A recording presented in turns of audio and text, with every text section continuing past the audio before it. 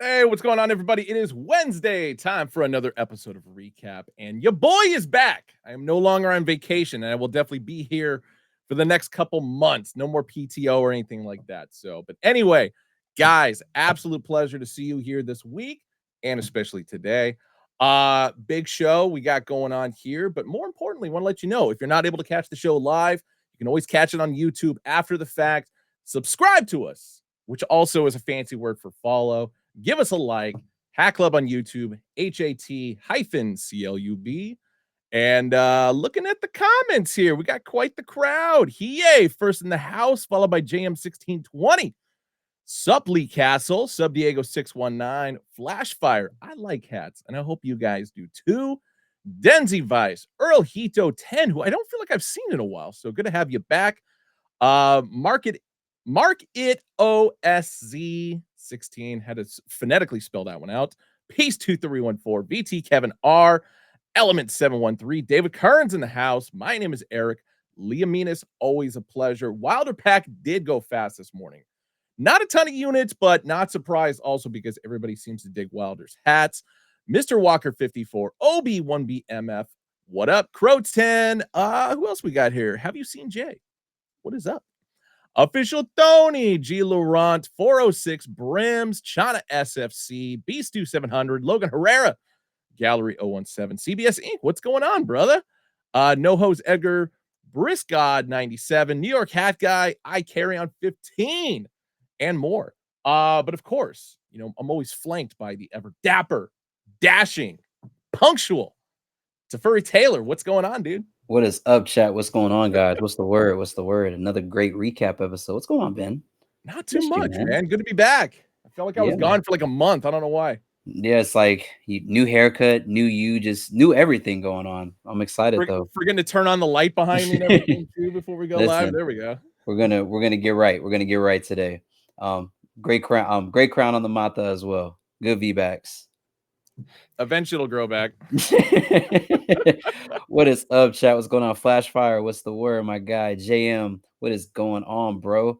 Liaminas, yes. A little birdie has told me that things could be coming in very soon. So ooh, stay tuned. Cannot wait. It's coming. You know, we're gonna have a lot of good stuff coming in. And first crown with Hat Club. So I'm extremely excited to see how everything came together. Man. I'll say the first one is always the hardest because in your gut you're like, oh my god, are people gonna like this? Are they gonna support it, etc.? And the answer is always yes. They always do. So yeah, I think for me, like it's an interesting time right now. I mean, everyone, you know, I think my mock is on my like Instagram if y'all haven't seen it yet, but in an era of two tones really taking over, you know, I kind of was just like, yo, let's kind of take it back to the roots a little bit. So I'm excited to see how it comes out in hand. I'm really excited for you guys to see it and also engage with it. So I think it won't get old just seeing people cop the hat and have it in hand. So Liam Minas, it says, are you doing invoices or anything, Tef? That's interesting. Ideas, things can be circulated, you know. So I think at the end of the day, you know, the main thing I wanted to do is I wanted to make it online so everybody had a chance to access it. So it will definitely be an online release. This is one of those, you know, for the people things. I want you guys to be able to touch units if you can, like I said, but it's Hat Club. It's Hat Club app. It's everything. So you already understand if it's a good crown and everybody wants it, you better have that payment information loaded up. Make sure you're part of the club so you can check out. So, well, I feel like we're have to like throw some like trivia questions in here, like we always kind of do. So Oh yeah, for sure, I mean, definitely. let a couple people touch early. Why not? Yeah, you know what? I actually like that idea, Ben. I feel like that might be a cool way to get some engagement from chat. So when the pictures drop and everybody has a chance to digest those, we'll have some opportunities, if you will, to secure some invoices. I'm So definitely getting in early. I'm good. listen, it's a great crown. I'm super excited. Everybody's been ecstatic about it. I mean, talking about great crowns. Shout out Two Piece Nat. Shout out my guy Walter for this. This is I mean, this may be hyperbole because I know the other D-backs script went crazy, but I feel like this is the best one we've ever released. Personally, I think it's the white, the red that we use, which isn't a traditional brick red, Yep. kind of more like almost in that Sedona red type of family. Shouts out to Wilder, and I figure like that was kind of because of that, that we went that route. So very clean. And this is what, like it's like the third or fourth like little pack or collection that he's dropped, and I want to say like the last month. So Yeah, Wild just continue to do bigger and better things. So shout out yeah. to him especially. Liaminus, that's actually an interesting question. I am an engineer by trade. So this is so yeah, my 9 to 5 is engineering, electrical engineer to be exact. Shouts out to Georgia Tech. Together we swarm. Whoop whoop in the house. Got a shameless plug, my alma mater. But we're here. You like hats, Ben? I like I do. hats. I love hats. You All want right. to talk about hats? Yeah, let's talk You want to about talk some about some hats real site quick. sleepers? Yeah, I got Let's you. do it. Yeah, man. Let me go ahead and get Actually, kind of an interesting thing because Melon Brand, which we haven't carried in like 7 years, I want to say, has made a comeback onto our website. The last time we Mhm, had them, we were carrying like all the variety of like different variations of leather, etc. mhm. So now we actually got some more price conservative ones. Because I mean, Yeah. those ones back in the day were going for like 150 and above just because of all the leather components and stuff like that. It's So crazy, yeah. But I mean, yeah, very solid hat. I feel like this is a hat I see on the golf course, or maybe just correct. like something like that. Yeah. So forgive me if that was obvious to those in chat, but this definitely was giving me golf course at the clubhouse chilling type of vibes. And nothing wrong with that at all. Because I mean, No, especially for anybody who hits the links and stuff like that. I mean, mhm, you gotta keep your heads cool. one And it's thousand got some percent. prime ventilation in the back. Can't be baking on the golf course. Can't be doing that.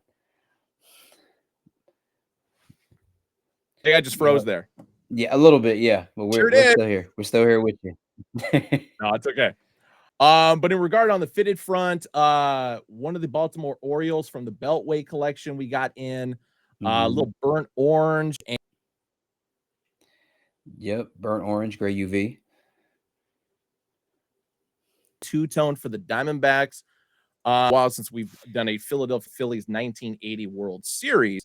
But a combination Mhm. between navy and maroon with a little bit of like light blue in the Swirl P logo, which is hands down.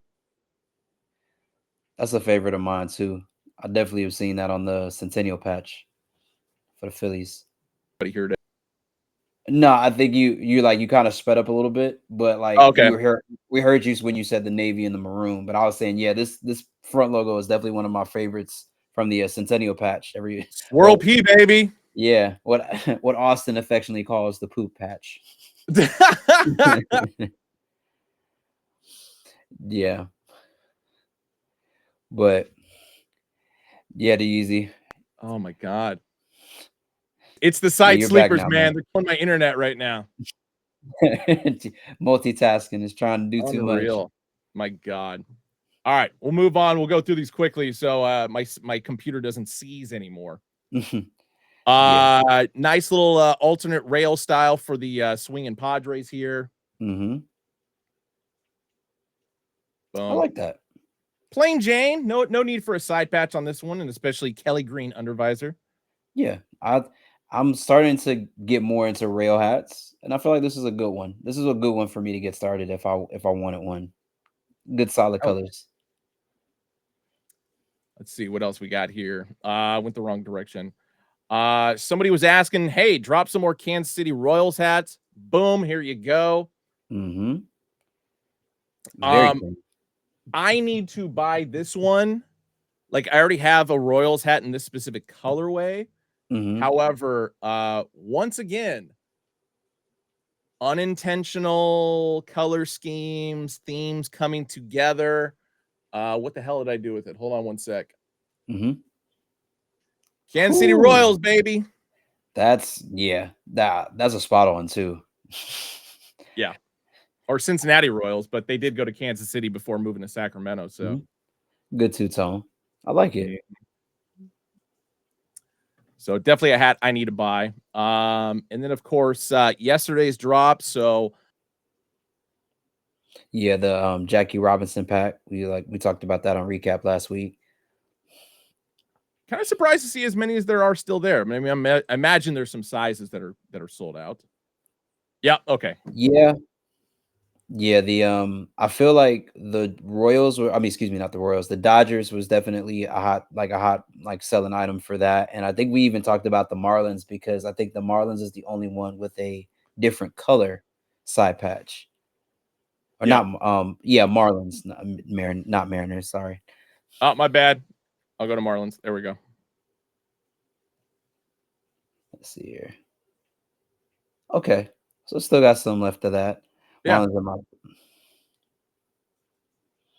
Yeah. So we still got a good size run of those. It's kind of fell within the nostalgia aspect. I mean, especially I thought the Mariners, the team color one be down a little bit more just because. Yeah. Players to rock 40. Yeah, I feel like that one, because it was the odd one out as far as it not having that traditional 50th patch. Yep. That I feel like that was the one that I thought a lot of people were going to gravitate towards. But like I said, I feel like the Dodgers are going to be the first to go because Jackie Robinson, that's that jersey every day of the week. And then the Mets one going a completely different route with the burnt orange and the dark blue, which I was not expecting because I missed the show last week and I just kind of. Yeah, it was definitely a little bit different. Definitely a little bit different on that one. Bigger sizes sold out in Yankee, but still some average sizes left in that one. That's another one I'm surprised is still in pretty solid abundance. Yep. Strohs, I think there's still a lot of sizes of that one left. Yeah, I think that's still a full size run. Yeah, Ben, you're cutting out, I think, every 5 now. No, I'm cutting out. It's definitely because of me doing the side sleepers and stuff. So yeah, almost done, guys. I swear. As long as this doesn't happen during the interview portion, we're solid. Yeah, I think we'll be good. I think we'll be good during that portion. But yeah, Astros, I'm a bit surprised that there's still a lot of those left, but every size available. And then let's see, last but not least, all the 47 brand collection hats. So the lemonades dropped today.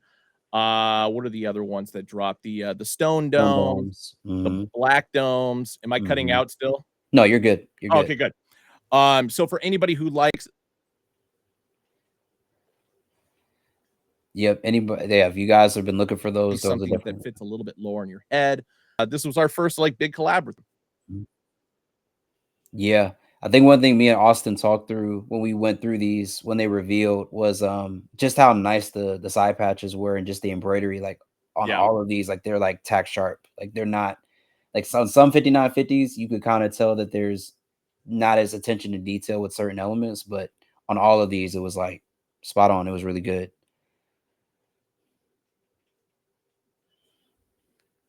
Yeah, we got some Louis V A-frame red under visor. Arizona Diamondbacks being the best one in there because everything's blacked out in the snake head with the red eyes. I've always liked this approach. Yeah. I was I really want to start to see some of the collections that we've done that have been really popular. I like to see some of those as A-frames. I think that'll be really dope.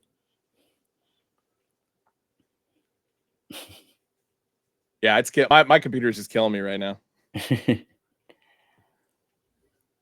Oh Lord. But hey, we're at the end of our trail. That was it. Yep. Maybe something else. Hold on one sec.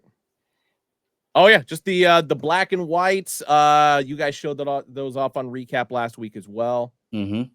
So Yeah, I feel like a good wrap there for side sleepers. Forced into it on account of user error on my end, per usual. Anyway, I'm gonna give it a couple seconds, make sure my internet is like fine. All right, I think we're good. Yeah, Anyway, we got guests coming on account of the fact that we are going back to Houston this weekend. We were in Houston last weekend. So of course we've got David Rodriguez, aka David Tipping, coming on, as well as Juan De Jesus, Rock Your Fitteds. Gentlemen, what's up, guys? Sorry to use your government names, but what's up? What up? What up? What up? How's it going? Good. How are you guys doing today? Midweek. Can't complain. Almost there. Nice. We had a rousing discussion before we went live, which we're going to tail back around to at the kind of at the end of this. Based on the head shaking, I think a lot of you guys know where we're going with this. But anyway, it's just like field day for the Astros. Fire off. What was the? I'll let either one of you start. We'll go age first. So David, what was the first hat that you recall ever wearing? Age and wisdom is what I meant to say there. First hat that I ever remember wearing, like as a fitted or just hat in general? I think either way, because I mean, I think a lot of it started in adjustables before we got like our first fitted in like our early teens. Yeah, so obviously, well, a lot of people don't know, but I was born in Mexico City, so my mom would send me periodically. She would send me like stuff from here, from like garage sales and stuff. And I remember she sent me two hats from like the Muppets, and one of them was like a Gonzo that was definitely not a hat that I should be wearing anybody right now, because the shit had a nose protruding outside of it that it was not a good look. And then the other hat was like the same, I guess it was the same pack, and it was like an animal, that animal character or whatever, and he had like the hair, that guy with the teeth. Those were the two probably earliest memories of hats that I remember wearing. I was probably about 6, 7 years old. Gotcha. I'm kind of jealous because I guaranteed if you still had those hats like brand new, those would go for like a fortune right now on the resale market. I'll probably sell. I wouldn't doubt it. Yeah, for sure. I don't think I can go back to 6 or 7 years old. I don't think I have that memory. But for sure, for me, I know I started with the snaps for sure. And I think one of my first snaps was Chicago Bulls, and it was all from my idol MJ, the GOAT. Everybody knows. I've always been a sneaker fanatic, or a sneakerhead as they call it. So growing up, Jordan's always on the feet, and I always had to match it. So definitely a snapback, and it was Bulls. That's I can remember. It was in my teens. It must have been like in high school, so maybe like 15, 14, somewhere around there. Yeah. So that was like I'm going to say gross because I'm a Pacers fan and I hated Michael Jordan, during those years he was on the Bulls, but to each their own. I respect Reggie though. One of the greatest shooters. No, I respect the GOAT. So, I mean, I can't hate him too hard. It's more of a jealousy hate really more than anything. Yeah. For sure. So like, I mean, Rock, you already talked about sneakers, and I mean, obviously, you're a member in this community. You start racking up hats really quickly. So for both of you guys, like, how many hats would you say that you currently have in your collection? Like, I know everybody's like, there's a number that's different between the number of hats you have and probably the hats that are in your active rotation. It's like, so I'm asking, how many hats do you think you have total, like, since you've been collecting? You want to go first, David? Yeah, I just had this conversation with somebody. I don't consider myself a collector because I wear everything. Right. Fun fact: me and Rock went to high school together. Okay. So I've known him since we were teens. You know what I mean? So he has, in fact, been into sneakers. I think we both were into sneakers. He probably was more into sneakers at the time than I was. And then eventually I opened a sneaker store. So that kind of, you know what I mean? Yeah. But I'd say just in all like hats this shaped, probably like 120 comfortably. Nice. Maybe like 120, 130, somewhere around there. I The last time I counted was December, and I was like at 230 something in December. So maybe I've hit the 250 mark easy. Yeah, maybe more than that. I haven't counted recently, but I'm definitely 200 or early 200s, maybe. yeah. That's what I want to call it. But that's the last. Definitely not rookie numbers for either of you guys. No, Yeah, for sure. I just counted yesterday, and I'm like already over 3. I'm like 360, 370. But with us, it kind of went backwards. Then I got crazy into sneakers, so I'll probably have about 250, 275 pairs of sneakers. Which is the collection went down. So am I? Yeah, we both went different. Yeah. I feel like it's addictive. I feel like something that's $55 a pop is a lot easier to collect and amass more of than like something that's releasing that's like 200 every drop, and that's not even considering special packaging joints, which fear of gods, that's already $350 out the pocket. So yeah, you already. It's levels to it, but I always have to ask. We ask everybody that comes on here, because it's like I think it's good to see that difference between folks that like legitimately collect and then folks that kind of just dabble a little bit, here and there for like joints that's really popular for them. Yeah, for sure. For sure. Yeah. Yeah. Well, I think the other part of that, I mean, aside from economics of like, 55 compared to like, if you're able to get like retail sneakers for like, 120, 150, longevity, I think, goes a long way too, just because, rocking something on your feet is going to get messed up a lot quicker than something like this. Yeah. Unless you're me. But not really. Though, I think it plays in hand just like hats. Like, let's just say I wear this hat today. I may not wear that for like another 3 months, 4 months. The same with sneakers. Once you have so many sneakers, if you wear, let's just say you wore the Jordan Bred 11s today. If you have 50, 60 pairs, you probably ain't going to wear them until another, a month and a half, maybe 2 months. Yeah. So you don't wear them as often, unless they're one of your favorite shoes, then you're definitely going to beat them, I was going to say, because I beat the hell out of my shoes, even like my nice ones. Yeah. Oh, yeah. Yeah. Same.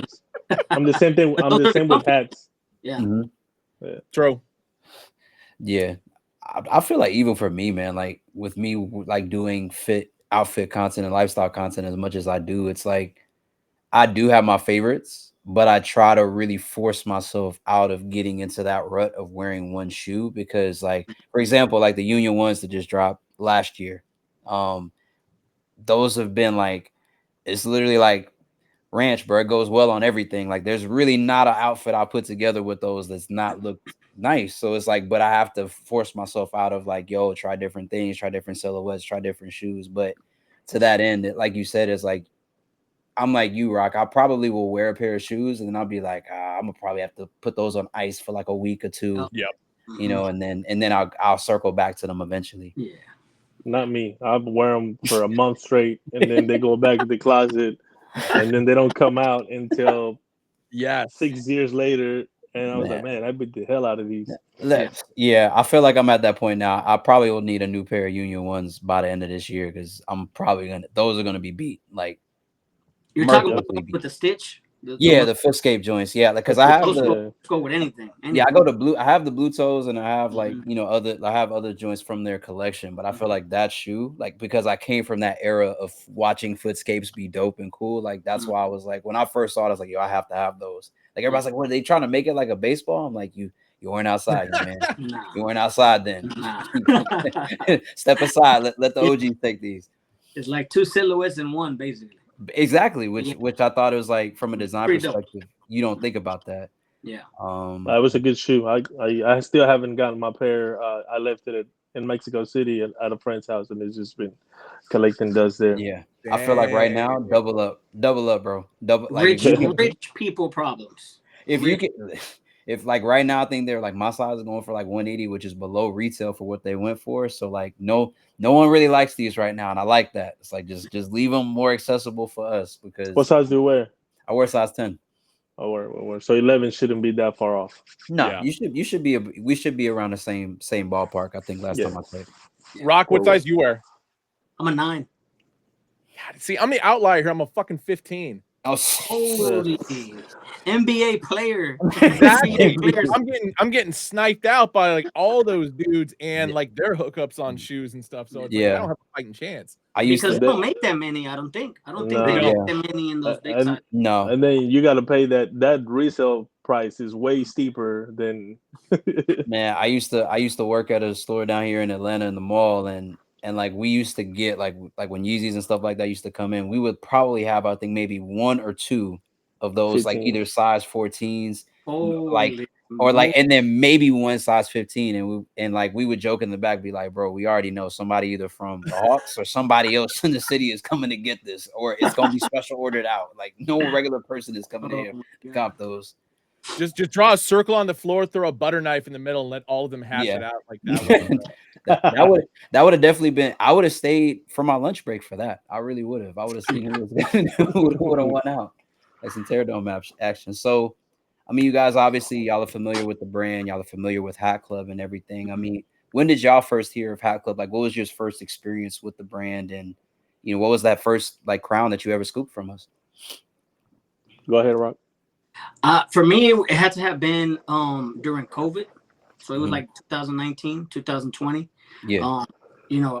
Bored, we're isolated, working from home. So Yeah.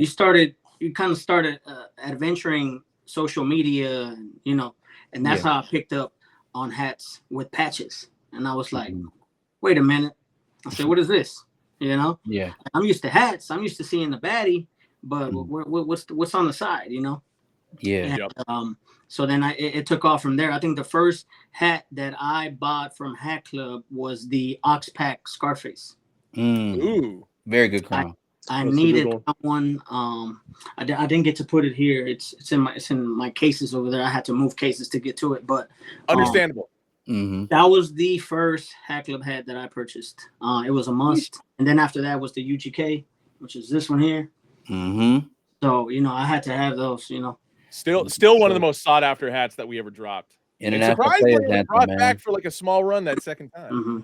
And my first time camping for you guys, or the first time that you guys came to town, was definitely the beer pack. Yeah. I remember it with a passion because I think I kind of caught a heat stroke that day. I was gonna say we all got heat stroke that day.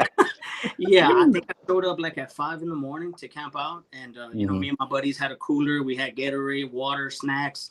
But by the time 9 a.m. came around, and that sun peaked, we were out of there. We were just done for, man, for sure. We learned a lot of valuable lessons in regard to doing outdoor events ever again in Houston, which I feel like we made up strongly at the Discovery Park one for the ice cream pack event. So that one was nice. Sunday service, yeah. Or Sunday service is what I meant. Yeah. That one has to have that one had to be like the perfect weather. It was experience, I think, because it was nicely shaded. It was kind of cool in the morning. So that one was definitely, I think, weather-wise, that one has been the one for sure. Yeah. Because the line was long, and you had like people just like conversing here, going over here, chit-chatting. So, and comfortably, I'm talking about comfortably, where people weren't like, hey, I need some water, or what's wrong with this guy? This guy looks like he's fainting. So, but yeah, for sure, that was the one. That was the one for sure. Definitely. How about you, David? For me, I got introduced shortly after probably like around 20, like late 2020, where I really started paying attention. And my first hat was that prickly pair 45s that you guys did with the pinky. Oh yeah, that was my first. I really wanted the script one, but I didn't get to touch, so I settled for the other one. And I feel like I should probably find it now. I still want that hat. That was the cactus fruit, right?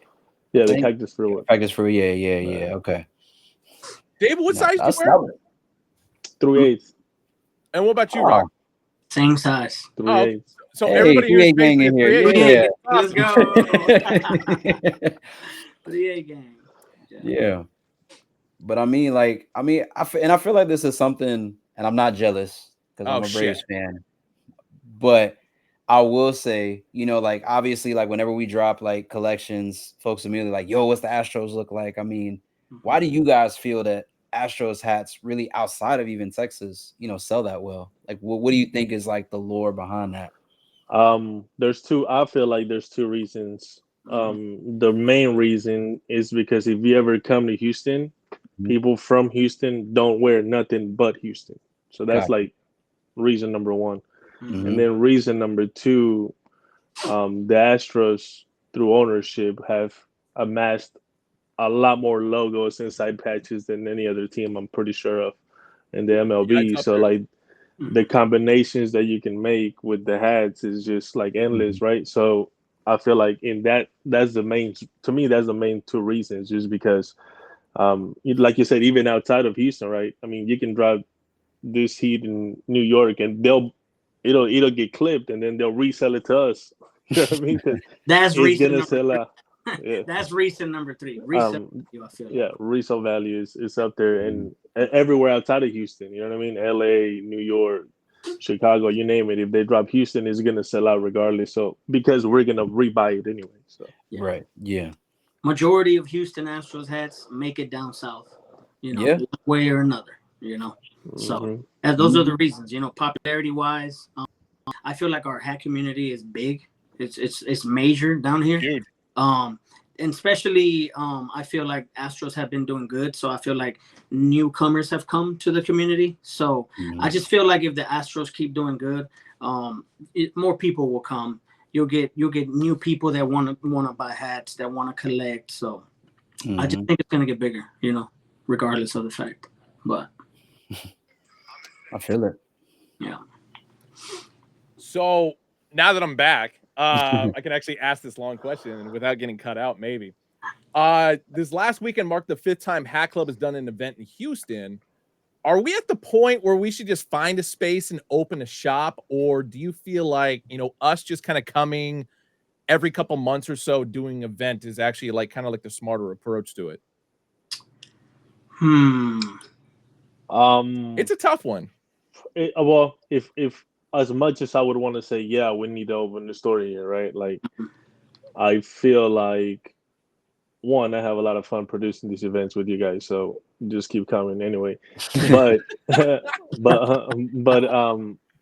but from a business, I've had a store for 18 years, and from a business perspective, if I was to open a hat store here, it'd be kind of difficult to do because Houston fans only wear Houston hats, right? So the day-to-day mix that would have to be there, it would demand a lot, like to come up with new Astro stuff every single month, really. You know what I mean? On top of activating every single month, as much as I would want to say yes, if looking at it from like a businessman standpoint, it just doesn't make sense for me. But I think it's getting to that point where we have enough transplants here since the pandemic that we might be able to be sustainable here pretty soon. You know what I mean? Yeah. Because that's where I've always been curious, because it's like, it's one thing to just carry like, okay, nothing but Astros hats, but at some point there is going to be other people, or there are going to be other people coming in like, oh, hey, do you have, a Rangers, a Yankees, whatever. And, just maintaining a stock level that's like appropriate kind of for everybody always seems to be a bit of a struggle. So that's why I asked that question. It's just like, I think it's fair because there's two ways to look at it, like, honestly. But I do feel like we're getting there because of enough people that have moved here from everywhere in America, right? From the East Coast, West Coast, from the middle of the country, right? So we have so many people here now that weren't here 3 years ago, right? And I know that because I deal with traffic every day now when I never did before. Yeah. Punks, stop moving to Houston. Nah.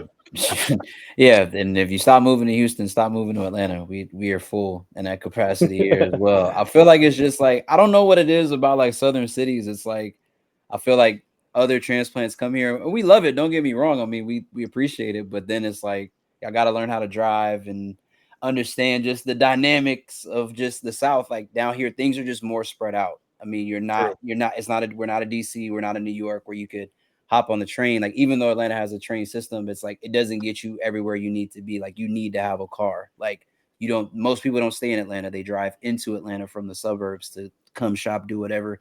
And they're hightailing it back wherever they're going. So I think to y'all's point, it's more so maybe if it's not a full store, maybe it's like ways that you guys that we can activate with y'all, maybe for like big games. You know, when ceremonial patches are getting dropped, and kind of in the same way we collaborate with people in the community. Maybe that's what it looks like initially, and then maybe it grows into something else. Beyond that, where there's a permanent footprint. Yeah, for sure. Because I have asked around, right, local stores, small stores or big stores, lids, and I've asked that question. Like, besides the Stros, give me top teams that sell. And we get the same answer. We get LA, we get New York, we get Arizona, So these other teams do sell, but and I'm with David. I don't know if it's enough for a storefront. I don't know, because I know we are heavy on Astros. So if Hat Club can sort of provide maybe like once a month drops, where it's like Astros hats drop, maybe 5 or 6 lineup that can last throughout the month, and then do another one next month, or maybe 5 or 6 is too much, maybe 3 or 4. I feel like it would be a continuous progress, but I mean, that's the question everybody asks, like, besides Stros, like what will be purchased or what can be purchased. Because I always go back to Beer Pack, and it's like, I feel like the biggest reason why the hats lasted as long as they did was because of, one, how many people showed up, because it was like over 750 people. Yeah. And we had 3 Houston styles, so 2 Astros, 1 Colt 45s. And the best way to spread that out was, it's like, you can get more than 1 hat, but you can only get 1 Houston hat and then like 2 or 3 of anything else. And so it's not to say that we were trying to force that upon it. It was just more because, hey, there's so many people in line that are here specifically for Houston, obviously, that we need to like spread it out. We can't have somebody bulking up on like 4 or 5, Astros hats, whatever. And so, because like any event we've done beyond that has just been Astros or Colt 45s. And so, yeah, it's kind of hard to gauge that one. But I will say Diamondbacks hats have been like doing huge numbers lately. Yep.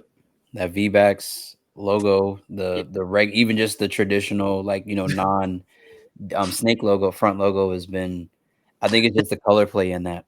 The D has been growing on me. Like, I've been close to buying a D-backs hat, really close to buying them, and I only buy Astros, but the D logo, it's the initial of my last name, so I can kind of play it in there and maybe buy a D-backs, but the logo for sure has been growing on me. Sure. Don't get canceled here on live TV, bro. I haven't bought one yet, but I like it. I haven't bought one yet. You know how people are here. Yeah, they're gonna be like, "Oh, that boy Rock." I like the fact that you kept pointing to your mouth when you said that, because you got to be careful. Some people in the comments would have, we got you though. We got you. But we follow a slogan here: buy what you like. Yeah. What you like. We always follow the slogan, buy what you like. There's no judging here, man, And I feel like to that end, because you guys have done it, and y'all are actually in your hometown and you're doing it for your hometown. I think that's like a unique experience for creators, like where it's like you're creating a hat design for your hometown. So kind of walk us through, like, what would you say is like the most difficult part about putting like a hat concept together? Like, I think a lot of people think it's just, oh, I'm gonna find this inspo, or like maybe it's an album or whatever, and I'm gonna just put these colors on a hat. But like, for you guys, when y'all were walking through your design process, like, what did you find was like the toughest thing for putting y'all's hat concept together? You want to get that one, Juan? I think the most difficult part was definitely trying to choose logo patch. That has to be probably the most difficult part. Because we already knew this is one of our Deadstock shirts. Right. So our logo is like this, except it says Deadstock Society. So that's where the colors came from, and you see the black, you see the blue, you see the white. So, and our logo was our inspiration to our roller coaster or amusement park ride. But the most difficult part, I want to say, was the logo and the patch. And it wasn't even that difficult to begin with, because I knew that Hat Club had never used this before. True. So the only version we sold was the actual on-field, right? Yeah. So I knew that we wanted to do current logo, and I told the guys, hey, why don't we play with this logo, with this patch, because Hat Club has never done it before. And they were like, are you sure? I'm like, man, I'm thinking besides the outfield, I'm thinking real hard right now, and I don't think they've ever done it. And so yeah, so we put these two together, and we threw a little bit of the iris on it, and the rest is history, So me and Peace have a very gentlemanly back and forth about what is the Astros' best side patch. I was actually surprised when I saw y'all's hat that y'all didn't go with the 45th, like what David is rocking on his, just from the perspective of how many colors you could play with. Yeah. And I think when y'all went with that Harvey Two-Face idea with splitting the star like that, I was like, not saying that again, I love the crown and everything that you did. I love how it came together. But I was just curious, was the 45th in the running for it was. It was in the running. We even thought about the other popular 22 with the flags on it. But we, with this opportunity that Hat Club gave us, we kind of wanted to make history, and we wanted to put our stamp on it. So if ever there is a conversation regarding Hat Club and this patch, Deadstock will always be talked about. 1000%. Number one, baby. So we took that road less traveled, and we went with it, and we said, let's do it. And this is what came out. I thought it was good. I thought it was cool. I really like that. Yeah. It came together really good too. Yeah. And we were more than amazed and surprised when we saw it in hand, and we wouldn't change it. We wouldn't change it, even if we think about the 22 with the flags or the 45th, or but because the 45th, to be honest with you, it gets used a lot. It does. Correct. Yeah. It gets used a lot, and I know you can throw in 2 or 3 metallics in there, but with this opportunity that was presented to us by Hat Club, we wanted to be different. We wanted to make history, like I said, and hopefully we did that. Yeah, for sure. so. I mean, you did actually, because I will say on Twitter, I can't remember who it was that had posted about it, but that was actually like the most responded to tweet that came out of that weekend that I ended up, kind of doing a retweet quote on, because all I said was yeet, on account of the fact that the color scheme actually matched what Jey Uso has been rocking for like the last couple of weeks on WWE. So I thought that was very fitting. Yeah. I mean, and me and when me and Austin were on last week, and everybody's like, yo, you got to get Deadstock Society on. You got to. So we didn't even tell chat that we were going to be bringing, you guys on. Yeah. And we immediately, the thing that we looked at with that crown, because I'm, again, thinking from a sneakerhead and lifestyle outfit perspective, I was like, I thought immediately Travis Scott Fragment Lows. Frags, like for that crown as well. So like, was that also like a thought process for y'all when y'all were doing this? You know what? Not really. I'm not even going to lie. Not really until people started talking about it, and then we were like, yeah, that does make sense. But the I'm a Monero 5s, the baby blue low top 2s, there's a lot of shoes out there that you can really match with this. Columbia 4s, Columbia 4s, a lot of shoes, a lot of sneakers you can match with this hat. But it didn't come into play until now that we look at it and we're like, oh man, so many shoes I can match with that. So now we look at it from that perspective. But in all honesty, it was all about our logo and about making history and doing something that had never been done before, to be quite frankly. Yeah. You killed it. Yeah, I killed it. Appreciate it. Yeah, you did. Shout out to Deadstock Tommy and Deadstock Esteban that couldn't make it on, family guys. So respect that. But I'm here trying to rep for the team, guys. Oh, for sure. Sorry, David, not ignoring you on this, but this is actually going to be one of my questions, but you just brought it up. Talk to us about Deadstock Society, like all the members that are involved with that and how you guys kind of came together. And it's all going to play into what we're talking about, right? Hats. Tom, I had heard of Tommy from before the hat community, because he comes from the sneaker community. Deadstock, came as a term that is popular. Is used very, very much in the sneaker community. When a shoe is not used, it's a Deadstock shoe. It's brand new. So Tommy and Esteban been knowing each other for a long time. Maybe I want to say maybe 5+ years, you know. Mhm. But hats is what brought us together, and how I was able to meet, you know, them. And we just kicked it off. We got real cool with each other. Me and Esteban found out that we worked right around the corner from each other, so we would get lunch, you know, frequently, Nice. occasionally. And then Mhm. when he was like, "Man, you know, why don't you just join me and Tommy, you know, and we'll be the Deadstock, you know, Deadstock Society."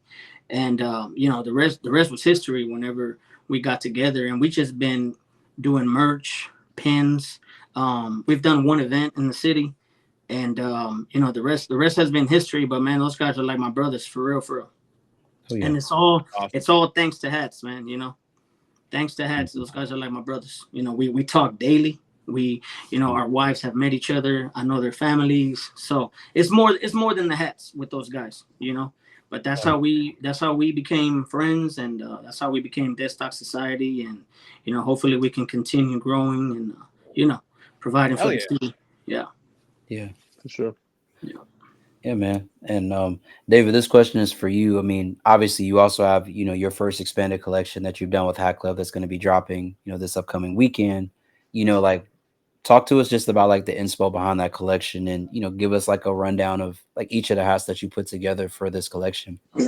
Yeah. So earlier you had touched on you dropping your first crown too, right? And Yeah. you're like, it's kind of nerve wracking to start, you know, the any kind of idea without, like, you know, how is the people going to receive it, right? Yeah. So Yeah. now imagine how I felt if I had to do 6 of them for my first collab with Hat Club. Yeah. Listen, hats off to you, man. That one is crazy, but 6 Yeah, is insane.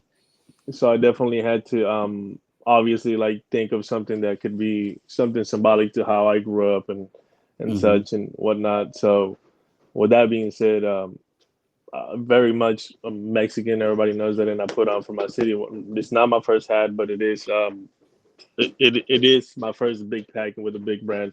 I've done 2 hats here in the city, and it was well received, and it was all inspired by where I come from, right, Mexico City. And so, with that being said, we decided to, you know, when the idea came about, I've obviously worked with. Sorry for the noise. We have a 2.5-year-old that's he Good, eats man. every bit of terrible twos. So I decided to obviously pay homage to where I come from. Growing up or whatever, you know, that's like our life, right? Candy, like the number one prize you can give a kid that's that age is candy. And Right. so you know, the inspiration was just once the idea came about, it wasn't that hard to kind of, you know, kind of elaborate on expand that idea anymore. And it just kind of the way you have it just kind of organically, you know what I mean? Ben, I met Ben the first time he came. Well, the first time I got involved with Hat Club, when I did the HTX Live event at my store, and then from that point on, we just kind of been another event, and next thing you know, the guys were like, "Hey, do you want to do something? You know, we value your you know your insight and you know the way you put on for the city. So why don't we do something?" And so it kind of came about just like that. But yeah, man, it was just like the candies that I love, the candies that I grew up with. You know, I think it was a very easy like hook. You know, it was just executing the vision really, and like what were my, you know, it's hard to pick of all the candies that I love. 6 of them, you know what I mean? But I Right. actually have the hats with me right now. If y'all want to Show check them them off, out. Yeah, show them off, baby. man. Yeah, I think everybody would love to see them. Yeah. So obviously like this is like a very well on the nose, you know, Mazapan kind of candy. I'll say this: I've already got like 5 people hitting me up about that hat. Yeah. So and then obviously we use the 40, the yellow represents like the box. If you ever bought a pack of the boxes, the very same yellow. Just kind of tied it in together with the same, you know, green and stuff. We went with the 40 because it just kind of is the one that looked like actual mazapan. You know what I mean? Hell yeah. So yeah, I was a little bit too on the nose. Honestly, was kind of scared about this one because I was like, you know, there it is. Yeah, there you right? go. Yeah. So, Because the question I have is, how are you able to get away with like the roses on the front? Because I mean, well, a lot this of is times New Era is kind of twitchy about, you know, doing something on front logos and stuff like that. But I'm actually really impressed that you guys were able to pull it off. well, apparently this is an actual logo that the Astros have used in the past. So it was Even better. yeah, it was one of those things that they just had to get the logo because I don't know that you guys have done it in the front as well, and so they were like, I think we can get that we logo. hadn't. So Sheesh. So I so don't another think Hack Club has ever done that before. yeah. No. So it just happened, No. and it makes sense because it took us a little while longer to get this logo approved because they were trying to get New Era was trying to get the logo from the league to be able to use it. So that's how we got away with it. It's all legal. Don't sue me, please. I love it. That is executed very well, man. Mhm. And then another one. This is kind of like my personal little candy. So a lot of people don't know it, but it's a little candy. It's a little candy named Tommy. My first hat that I did, I used this script, and I've been in love ever since. But that's the kind of inspo. I love that you got the actual candy was like ready. fired up and ready to roll, Hey, man. my boy you Rock, guys are a great team. my boy Rock got my back. I just know. I love that. Shout out my boy Rock. He got my back. But yeah, so I wanted to obviously like pay homage to that, and kind of make another hat that kind of symbolizes. This was personally one of my favorite candies. It has a red UV, so Mhm. you know, with the brown baddie in the back. So yeah, this was just kind of more like personal because it's not a really popular candy. So that was just like for me. I wanted to do this one for me. So, I mean that's got Travis Scott's written on it all day. Reverse mochas all day. Yeah. I mean, See, I'm an old sneakerhead, bro. So I don't really have a lot of the new stuff. Yeah. A lot of the Travis Scott. A lot of the Travis Scott, mainly because I can't get them, you know, and I'm not a resale buyer, so not sneakers. It was either between that or I was gonna say Bugs Bunny 8, like when I looked at it originally. But I got you. I could see that. And then we got this. Apparently, I've been wearing them at the pop-ups every time we do. This is Nice. obviously like a tamarindo. You know what I mean? The tamarind colors. I got there's you. Boom right there. You know what I mean? There you go. And so that was the obviously like the inspo for the side patch. We went metallic because why the hell not? You know what I mean? Yeah, exactly. You know, and then we also went with the green. You under black guts. You know what I mean? A little bit of reference to the actual candy that I got it from. All these are like color placement on these is perfect, man. I've not seen this yet. Yeah, and then we got this one. This is a personal. This was also another personal candy of mine. When you open the wrapper of this candy, it's called Balin. It just looks just like this. With the spoon was white, strawberry, the hazelnut, and obviously like this is a chrome dome, so it's obviously like off white. It's just like that. And people were like, "Yo, where's the strawberry?" And I'm like, "Bam, boy, right there." You know what I'm saying? So obviously we got a little suede on the visor. You know, I will say that it kind of came together a little bit better than I expected. So another, you know, people thought that it was white, but no, this was chrome. This is white. You can see the difference between both of them. It is not the same white. So vanilla white, pure white. Yeah. And then we got I wanted to make something that was kind of like an everyday beater because we all have our beaters, like we said earlier. And so there's two candies that this is very much on point, and one of them is the paleta payaso, and then gansito, right? So those are both. That's right there, the reference. And all these candies, if you take the wrapper out, the reason I went metallic is because the underneath, when you open the candies, they're all silver, like full paper kind of. So that's why I did metallic and all this, and I went with the horseshoe because this is one of my favorite. This is actually one of my favorite logos. And side patch combo. Taking it back to like when Bum B did a collaboration with the Hundreds, man, many years ago. He used this logo. So you know, old street head guy, you know. Yeah, that's reminiscent. That's got Cav Force written on it all day. And then you were talking about the 45th, the 45th side patch. I used it on there's a six hat pack, and I just have 5 on hand, and I'm only gonna sell 5. Yeah, breaking news. But the 6th one will be in store only. When you pull up, it's gonna be right there, nice and shiny. You're gonna be able to you're gonna tell exactly what it is. So another one, just a surprise for the city, you know. It's gonna be a hot little Saturday, I gotta say. Yeah, listen. If you in Houston, I'm gonna tell you already, the one that you just showed, the black, the metallic orange, and the blue, like that one was crazy. I mean, all of them are insane, but I like that the suede one that you did also as well with the pink UV. And what I like about that black one is that he's the same colors as the Astros. Maybe we could wear him with all the jerseys. So yeah, man, that's gonna be very clean, man. But no, like I said, it's like you said, it's hard enough to try to make one. So I can only imagine doing 6 and then having to make each of them like their own identities in themselves. I feel like you did like an extremely like really good job with all the color placement, man. Like I could see the hooks. Like even if you didn't show me the candies initially, it was just like where the colors were placed were like extremely well balanced. You did a great job. Appreciate it. Thank you. Yeah, we definitely tried. You know, we tried our best. So hopefully it gets translated good. 6 is a lot, bro. It's a lot. Yeah, it is. To do one. The biggest one I did was 17, and that took for fucking ever. Yeah. I feel. I mean, honestly, working with the guys at internally, like it's like we bounce ideas back and forth, and there's definitely things that I didn't first foresee that were like, hey, what about this? And I was like, oh, now I got it now. Now I understand it. So once we found a groove, you know, it was kind of, you know, it was not that hard to work with. I just, you know, hopefully the people like it enough to where we can start banging this out more often. So. Yeah. David, with yours, one thing I got to point out is I think it was on 2 of them. Maybe the third one will be the mystery hat, that you decided to go a different route with the New Era flag. You did not go tonal. You actually went with a different thread color, which is smart because of the fact that it fits better with the collection.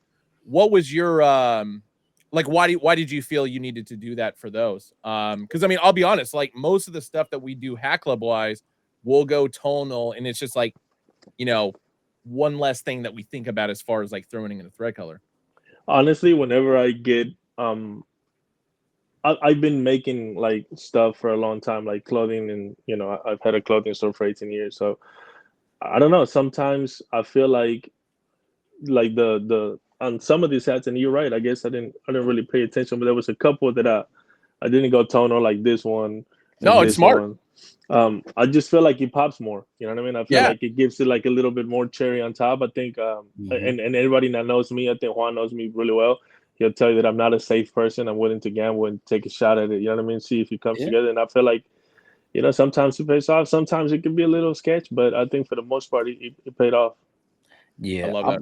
I've always felt like non-tonals, as long as it's within the palette of the colors that you're picking and you're choosing, I feel like you're fine. I think it's when you start to go, like I know some people talk about like with like J-Tips where he was like really, really experimental with colors. It's just like, I don't know. But it's like, I feel like if you look at all of the times that he's done it, it's always tied in some way, shape, or form to something else on the crown. So I feel like when you do that, you can't miss. But I know it's more acceptable. Most people will say, yeah, keep it tonal because that's just easier. Yeah, for sure. I can't remember if we asked this question earlier or not, but I think it ties into after, you know, both of you experienced last weekend. We'll get him back. He's in the gulag. If there's one thing that always... Hold on, Ben. Don't answer the question, Ben. Hold on. We'll give you the green flag here in a minute.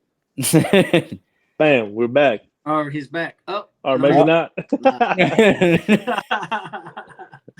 Okay, he's back. Oh, my bad. It always seems to remain consistent. It's that Houstonians always show up for one another.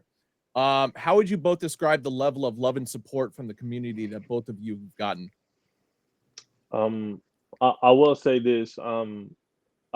I feel that as somebody that's been activating for the city for, you know, almost 20 years and doing these kinds of things, it's I have a duty, right? If somebody gives me an opportunity to bring people, my business is all, and they can, everybody that's known me, they know that all my businesses rely on my community heavily, right? And so you can only expect what you give, you know what I mean? So I expect my community to show up for me because I show up for my community, right? So and I think that's the very Houston mentality, right? Like I think when everybody, you know we get flooded like once every 3 years, but hey man, like there's no other city that I've been to in America that is willing to just come together and then we're back working the next week.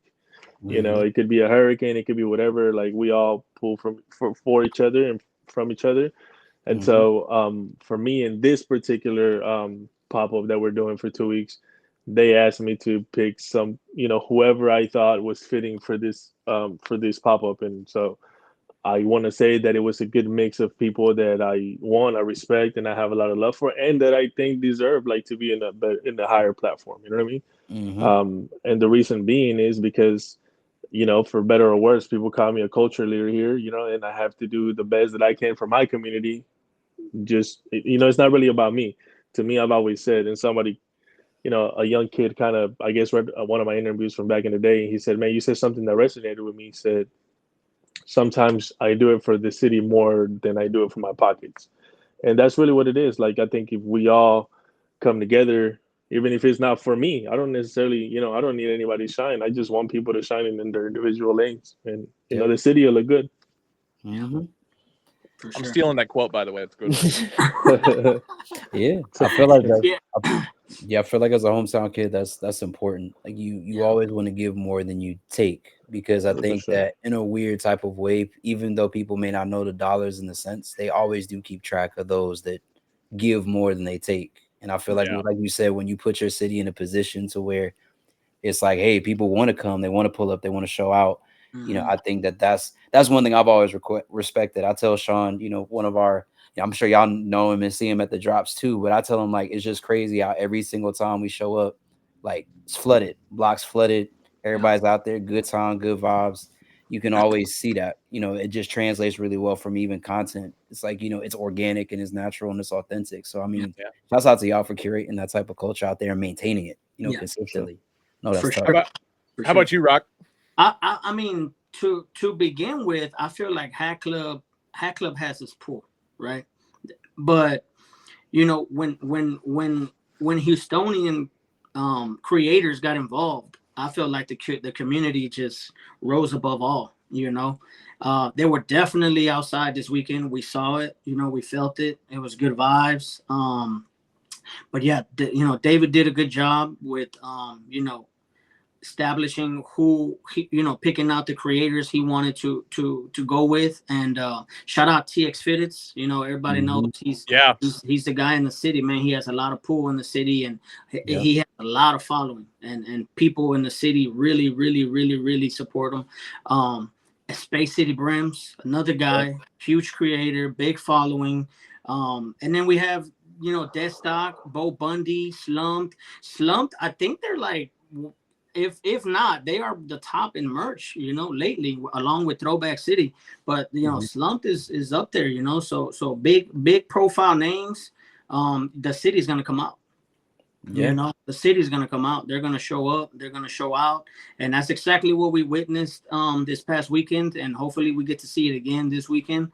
But I'm gonna be there this time. Deadstock does a live every Thursday on Instagram, right? So we try to keep the community, we try to keep the community together, and we bring in people from the community, we bring in creators, we bring in brands, and we'll go for like an hour, maybe 2 hours, but we do this weekly, right? We do this for the community. Nobody gets paid out of nothing. We just like to do it just to keep the community intact, keep some information going for the community, keep everybody informed. And so far, we've been doing that since last March, consistently. That's hard work. Consistently going live every single week for an hour, 2 hours. Sometimes we've gone to like 11, 12 midnight, But we do this consistently. And shout out to all our supporters, man. Shout out to the city. We definitely felt the love this weekend. Shout out to you guys, Hat Club. Shout out to David and the Hat Club people that worked this past weekend. Richard, Adrian. Shout out to those guys, man, for sure. Hell yeah. Sure. Yes, sir. No, I missed it. Like it was a bummer that I couldn't go this last weekend, but I'm like super excited to fly in tomorrow. Oh, it's gonna be a good weekend, man. It's gonna be a good weekend for sure. Yeah.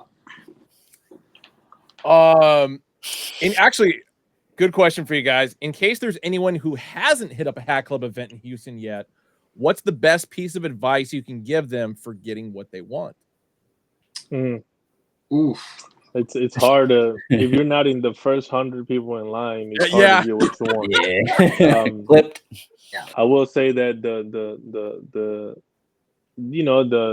pink elephant in the room is you're gonna have to find resale. Mhm. But the reality is that the community, shows up every time, and if you're not in there already, when the rules say to be able to stay in the line, if you didn't make it there, the first 100, 200 people, it's really hard to get anything accomplished at that point.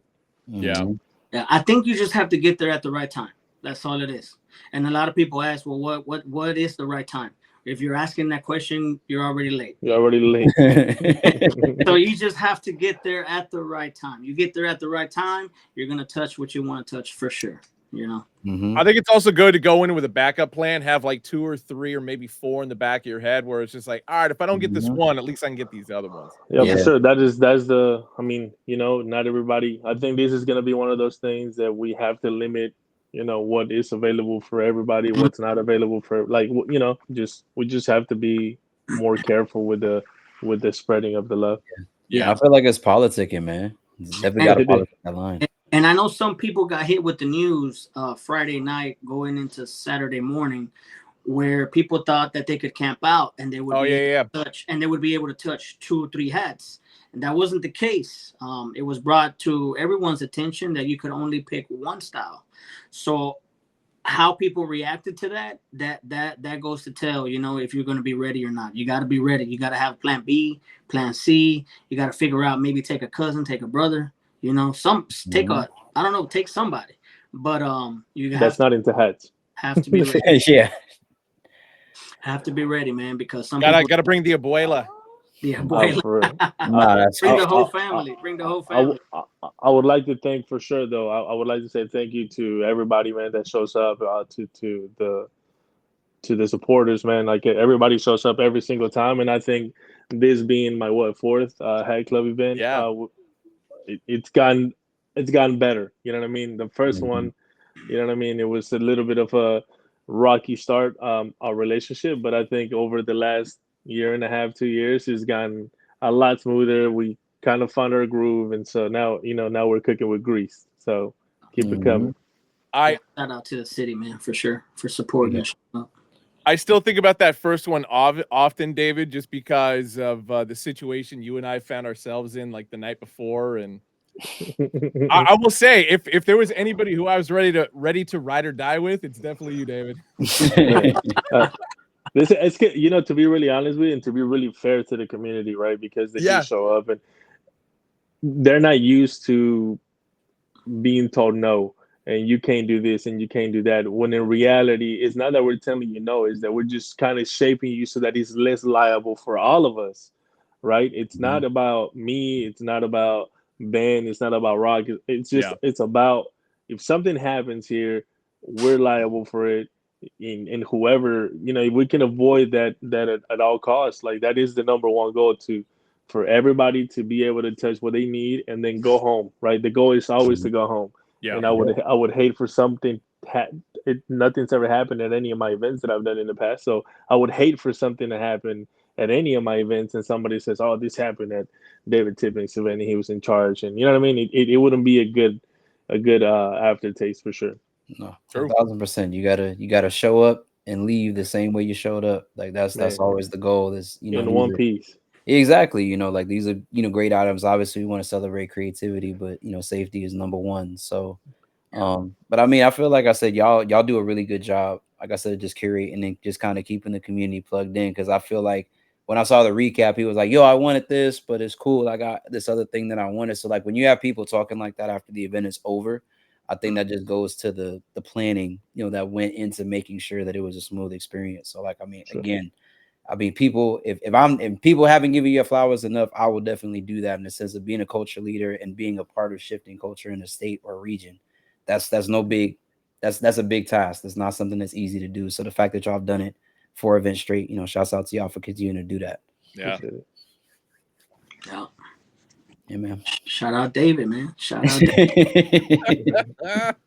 Nah, man, I'm just, at this point, I'm the old guy, man. I just want my young guys to come and, make it easier for them than it was for me. You know what I mean? So that's the goal, to at least, I tell people very often, I know I'm not I'm not American, but I do consider myself a Houstonian, not a Texan, but a Houstonian for sure. And so I want to say that once I leave this place, I want to leave it better than I found it, and that's all I can. You know what I mean? That's for everything. You know what I mean? So 1,000%. Nice. I'm still Yeah, right. David's got the quotes. Yeah, for sure. I need life advice. Go DM David Tipping. I got you. He got you. Hit him up. You know, therapy sessions to start at easy payments of $999.99. Yeah. Trying to find something real quick. Sorry. Ben, what are you looking forward for the most coming down to Houston? Besides the food. Yeah. Oh, no, same thing every time. Like for me, 99% of my enjoyment down there is just walking the line, staying outside with everybody, and just shooting the shit. Mhm. And then on top of which, because I always end up at Neil's bar at like the end of every night, and so it's just like going out there for like, you know, a couple of Lone Stars and just like chilling on the porch, especially I know as warm as it's gonna be there. Mhm. It's Where gonna to be give like them the twice as drop? good. You give the Obs the drop, Ben. They You already get- know where to pull up. Good luck, They Ben. already- You He gave the might be there. location. he might allegedly he hangs out in Neil's Allegedly, bar. yeah, we don't know. Ben, what you do is when you get home, then you put up the story videos of you sipping the Lone Star. Oh, We yeah. got you. We're on op protection detail for you, Ben. Then I No, it's happening. But And I then think it's already a habit. Everyone knows when Ben comes to town where he's gonna go. Yeah, exactly. It's a habit, you know. Dude, $2 beers. Like, Yeah. like, why would I not go there? There hasn't been a time where Ben comes down to Houston and he doesn't go to He's not in Neil's bar. You for know, Oh, sure. man. It is what it is. And then plus on top of which, it's like, what, 4 or 5 blocks away from the spot that we're going to be at. That's what I was trying to find on my phone, because for anybody asking, like, where's the spot going to be? We're going to be in the same spot we were last time, which, if I'm not mistaken, 2315 Commerce. Yes. Mhm. It'd be the same as last weekend, same exact rules for the line, same exact address, same exact hours for the most part. Yeah. Mhm. East, they call it Edo now, which is East downtown, but that's the area where the event will take place. Nice. Yeah. Mhm. And of course, Peace 2314 trying to start shit by saying, I look forward to talking shit about the Astros. Like, come on. Like, I would ever do a thing like that. Yeah. Absolutely. What would ever give him that idea? Yeah. Why would he think such a thing? No, there's man. no way. Ben is not like that. There's no way. I learned my lesson after Sunday service when I was like totally on the Mariners train. Like, oh, dude, they're gonna beat Astros ass. First round of the playoffs. Nope. Jordan Alvarez just straight up broke my heart in that final at bat off Robbie Ray. For sure. Hopefully that was a lesson learned. Don't poke. Yeah. He's I just quit after that. Just in case you're thinking about anything to say, just in case. Exactly. Nah, but Ben is a habitual line stepper, so I am. I will never deny that. and whoever the guy in the comment was, he's probably like a Yankees fan or like a Dodgers fan. You know what I mean? Yeah. Which we haven't seen them in a while. Nah. No. No, you have not. So a good minute. Unless you're Texas, Tef, you got anything else? Or I feel like we went a little over time that we were expecting. Yeah, but listen, good convo is like that. I mean, the people were asking for Deadstock Society and for David last week, so I feel like we did right giving chat what they wanted. We're men of the people. We give y'all what y'all want, man. And I mean, I'm sad. I'm not even like I've yet to be to a Houston pop-up. I promised Sean I was going to be at one very soon. Tef, you gotta come for sure. Yeah, it's probably like, even if not for a pop-up, I've always loved Houston just because of like the food, and like I'm a big foodie, so like food there is spectacular. Diversity down here. Man. For sure. Yeah. I don't think I had a bad dish while I was there, and I was not just only eating Mexican dishes. I was eating seafood. I was eating everything, barbecue, everything. So no, we might mess around and light up the barbecue again, man. You never know. Listen, yeah. So Houston, I will be there very soon. Make it happen, Tef. Make it happen. We'll be waiting. I'm gonna be out there, man. I'm gonna come hang out with y'all. Yeah. So shout out my guys, Deadstock Esteban, Deadstock Tommy. They couldn't make it, but I'm here repping for the guys. And shout out to the city, man. Y'all showed out last weekend. Hopefully y'all get to do it again this weekend. Ben will be in town. Y'all get to come out and talk trash to him if y'all want to. Talk mad shit. Take all some the shit pictures. Take some pictures with him. Get an autograph. Bring the jerseys. Bring the jerseys, guys, for sure. I got them ready to roll, man. I got to pack my bag like after we wrap up the show, so because I got an early flight like 5 a.m. tomorrow. Me and you both. I'll see you on Saturday though, for sure. I'm looking forward to it, brother. Yeah. All right, man. All right, Shout guys. out to you guys, man. Shout out Hat Club. Appreciate y'all, man. Appreciate y'all for stepping in with us. See you this weekend.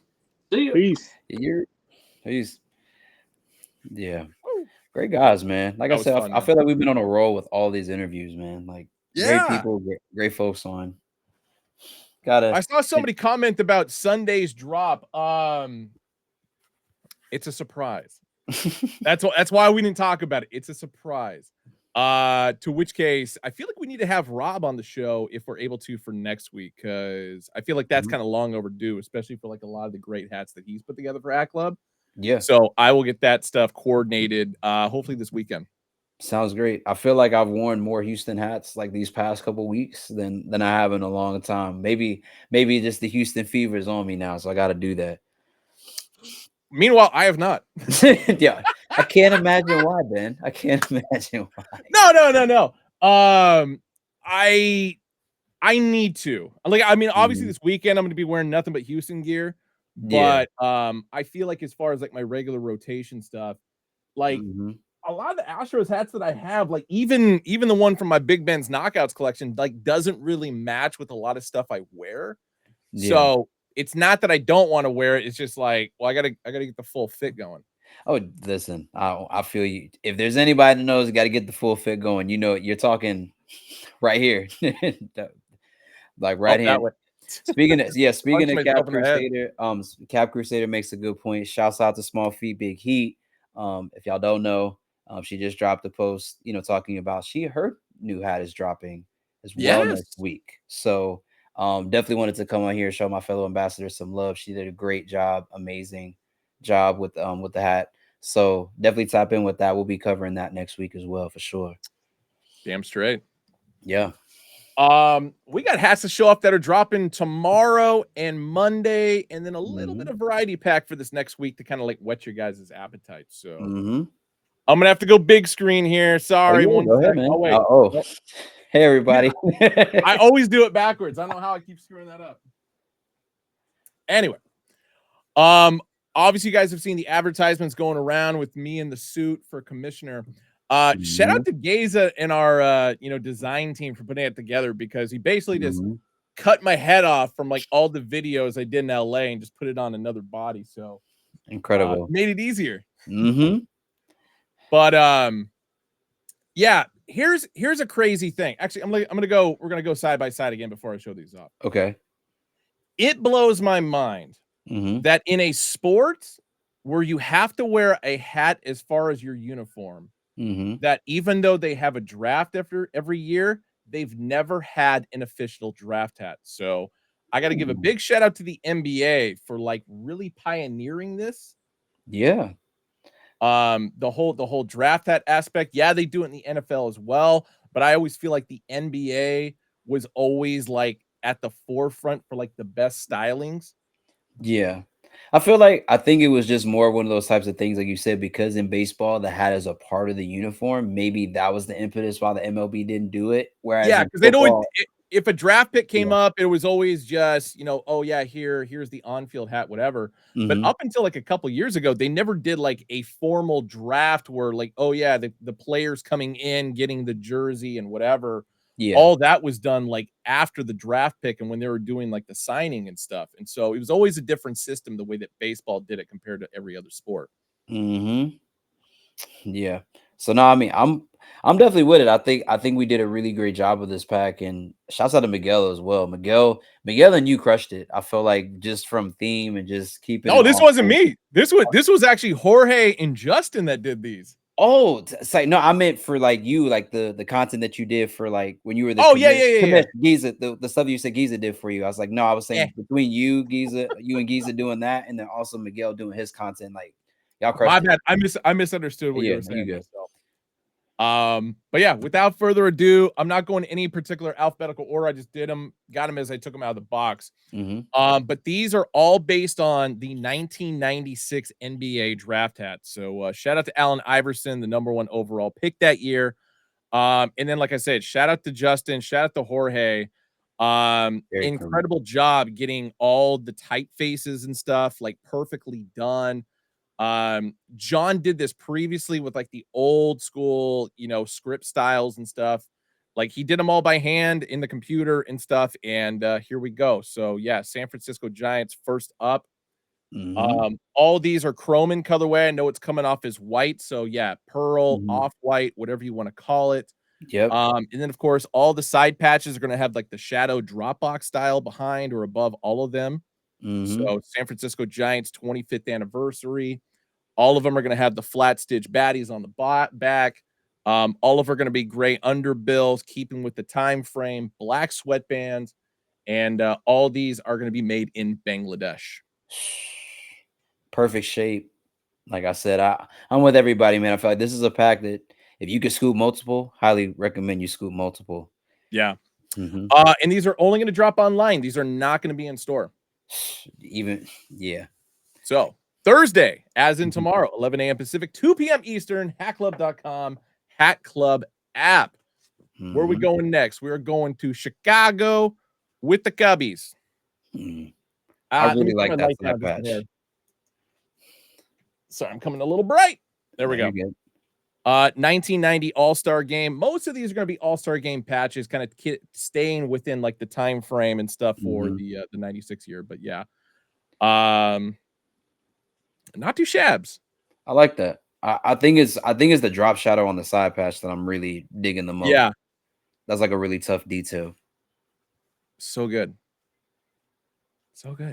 And of course, a lot of people asking like, hey, we only did 11 teams. Are you going to do these other teams and these other teams? A lot of it depends on you guys. So if we sell these out, relatively fast, I don't see any reason why we would not do a second run of these, especially with other teams involved. Very clean. Another good one.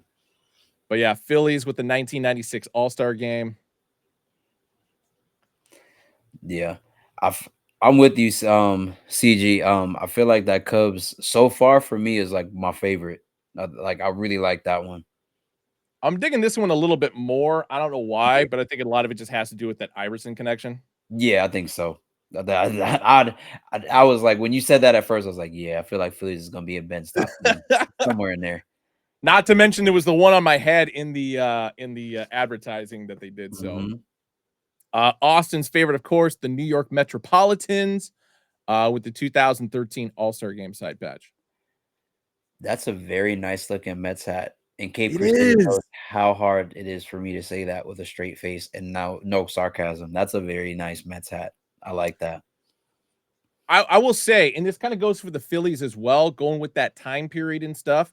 The fact that, going back to 96, the Phillies and the 76ers, same color scheme. Much in the same way, New York Mets, New York Knicks, same color scheme. So it like works really well with this one. Yeah, agreed. And I like that we went with that All-Star Game patch in particular. I know normally we go with, the Stacktober patch or like the 50th, I think. So this one was nice. I agree. Oh, somebody want to check out the patch on the Giants again? Yeah, because I turned the light down a little bit. So yeah, 25th anniversary on the San Francisco Giants one. Good choice. Next up, we got the Texas Rangers. And 1995 All-Star Game side patch. Yeah, that Rangers is with that 95. Yeah, that's so saucy. Yeah, that's clean. I do like that.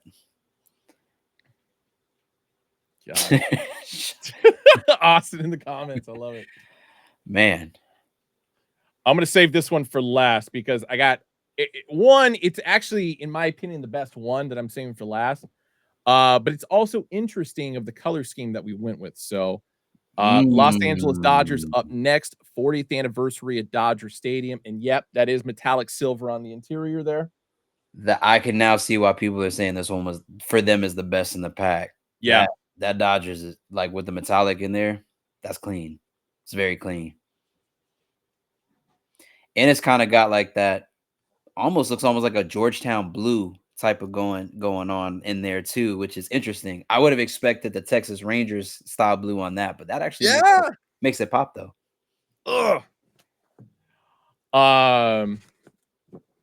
New York Yankees up next. Same thing, a little bit of metallic silver on the interior there.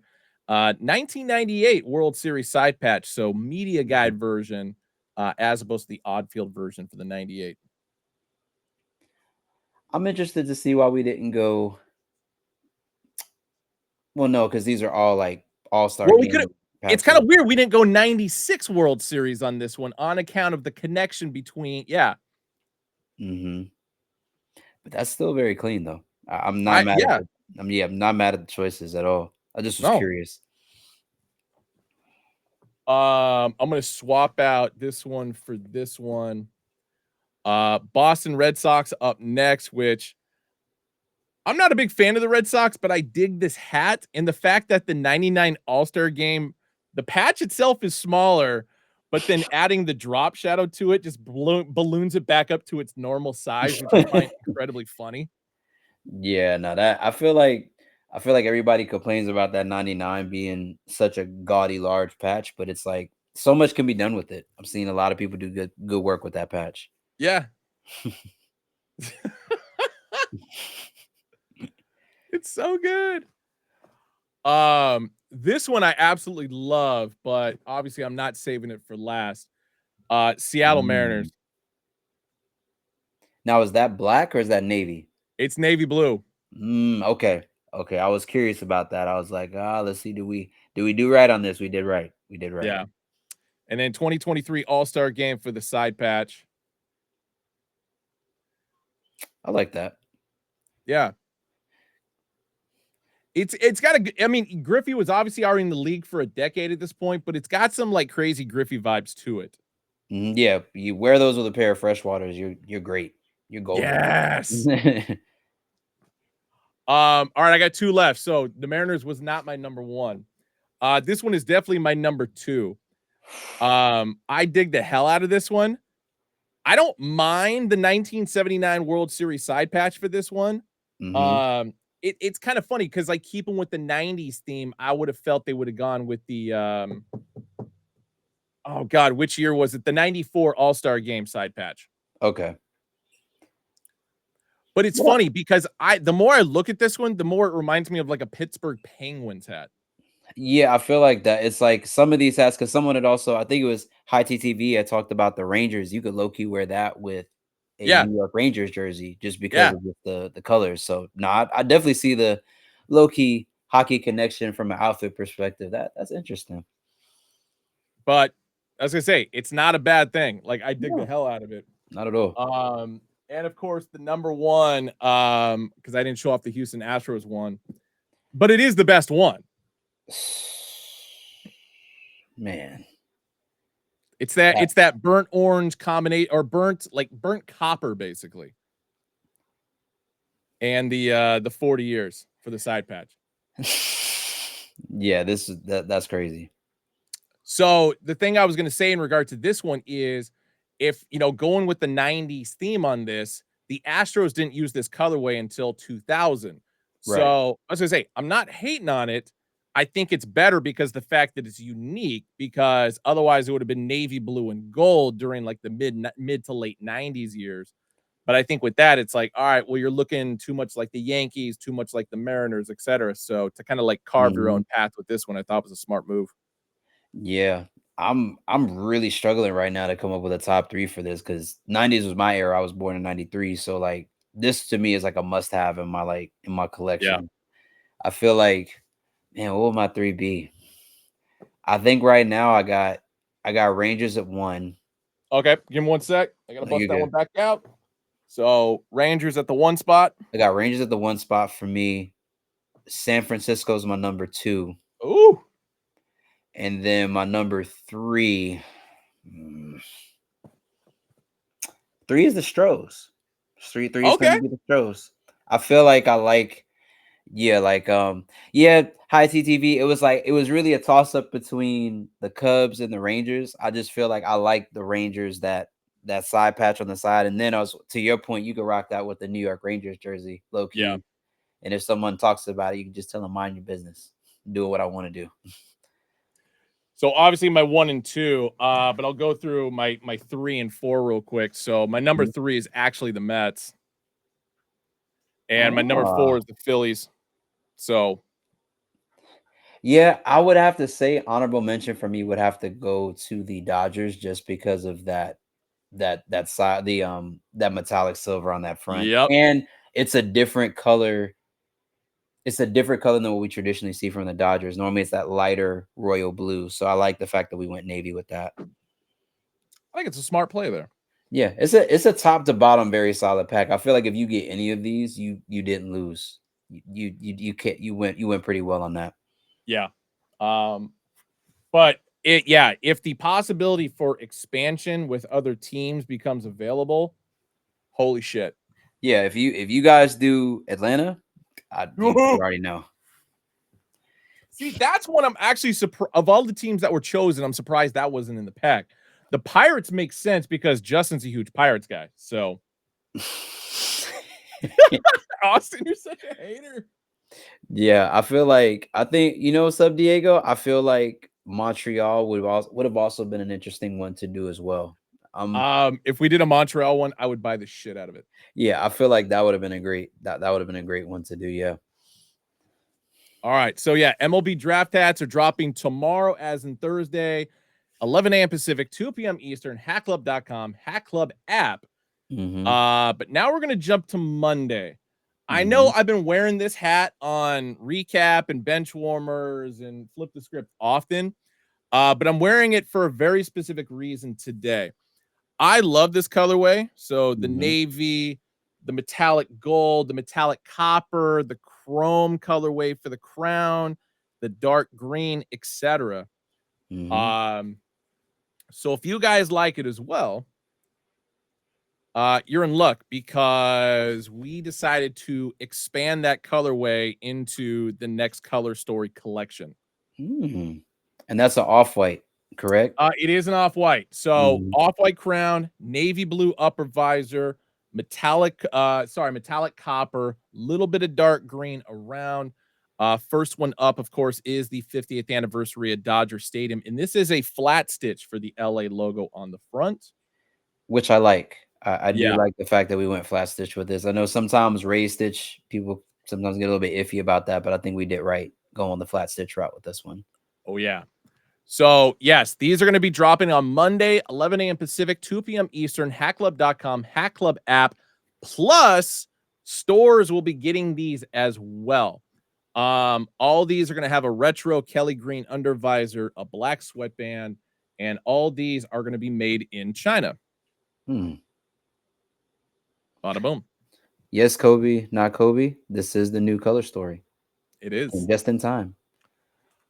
Who was it that was? Oh yeah, it was Rock that was talking about the Arizona Diamondbacks D logo. So, boom. I've yet to see a front snake logo from Arizona that's not. Oh my goodness. Yeah. I've yet to see that 98 can't miss. That 98 cannot miss. I don't care if you know how to place colors on a hat, you will not miss with a 98. I promise you. I almost have to say the color stitching on the new version is actually better than the upside down A logo. Yeah, when you turn the hat into the light and you actually saw that red metallic start to shimmer, that was, my Lord. Yeah. I'm low-key starting to become a D-backs collector, which is, I feel like every single time I see one, it's like, if it's executed well, need it. And yes, all these are going to be made in China. Boom. Yeah, that one's clean. That's in my top 3 easily. Next up is going to be the Texas Rangers. So I like drop that. shadow, of course, is going to be metallic copper. The outline is going to be metallic rust, and of course that dark green on the interior for the T. 1995 All-Star Game. Chat, this is the one. This is the one. I'm gonna say it right now. That is the one. Yes. Yeah. Yes. Now, I showed you this one earlier, and there was one criticism I have. It's still a good looking hat, but you and I basically shared the same not judgment, but I mean the same feeling. Yeah. Yeah. Feeling. Yeah. So Seattle Mariners Block S, which is dope itself. 30th anniversary for the side patch. But I would say the main difference that I feel like you and I were talking about was if it had been interior as the dark green, but then still keep the drop shadow as the metallic copper, it would probably be a lot better. I feel like because then you would have naturally your eye, whenever you look at a hat, like from the front logo to the side, you kind of look for, you subconsciously kind of look for that color coordination. So yeah, it's not bad, it's not horrible. I feel like it's just a route I would have went differently with the hat, but it's still clean. I mean, it's definitely still fine. The job done. But I think just a different, just kind of because I mean there's the dark green on the outline on the interior, but yeah, it's a little too much copper on the front. Yeah, I mean, you could have even, like you said, if you really wanted to just flip it completely, you could have went green on the interior of the body of the S, drop shadow, you could have kept copper, and then you could have done the red outline, around that. And then the capes, Crusaders point, low-key could kind of give Supersonics type of vibes. Low-key. Ooh. Yeah. Don't get me on the Sonics. I get excited. I'm gonna save that one. And I'm going to save this other one for last. So next up, Minnesota TC logo. So this is going to be the alternate 2 style. So metallic rust and then metallic copper. So 2 different colorways as far as the TC. Okay. And 30th anniversary for the side patch. So metallic silver, metallic copper. I really like that patch. I do like that. I'll ask you, Ben, would you have swapped the rust with the copper? So would you much rather had the T be the copper and the C actually be the rust? Yes. Or would you like it though? Okay. I think for me personally, I would have gone with the 1970 style TC. So you don't need an outline and it makes the TC a little bit smaller. Agreed. Okay. I can see that too.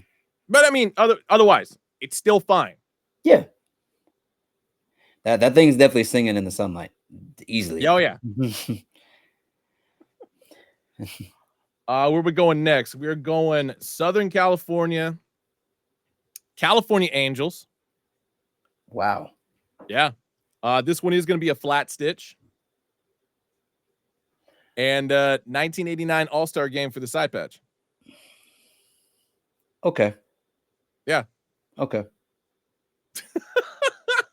I'm processing. I'm like processing in a good way, not like in a. Yeah. No, I know. I think it's just I like the green with the silver, and then you have the copper for the halo. Yep. There's people in the comments asking for like specific teams. I'll be dead honest. I am prolonging them as long as I can for you guys, and that's why I'm showing. There's like a certain pattern I'm going with this just to make you guys sweat. Yeah. Peace is waiting very patiently. Very patiently. Next up, we got Florida Marlins. This I like. I like it too. Like. Yeah, with the 93 too. That's clean. That's very, very clean.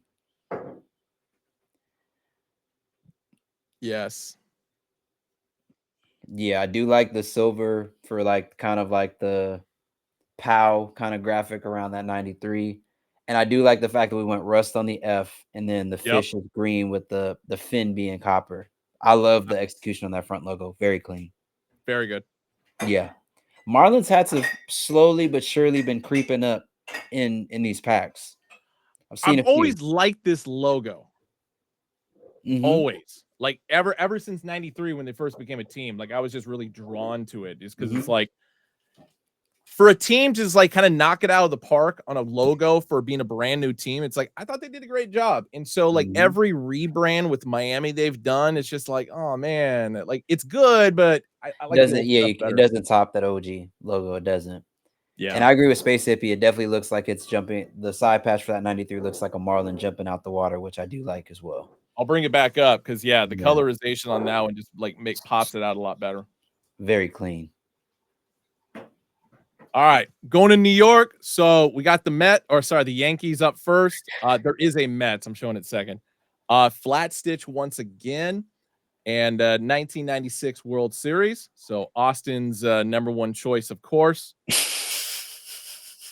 It looks good. I feel like Austin, whenever we show a Yankees hat, logs out of the stream and then logs back in. Like, you remember, like when you go see a scary movie and you're just like, is the monster coming? And you like hide under the blanket. I feel like that's Austin's response to anytime we show a Yankee.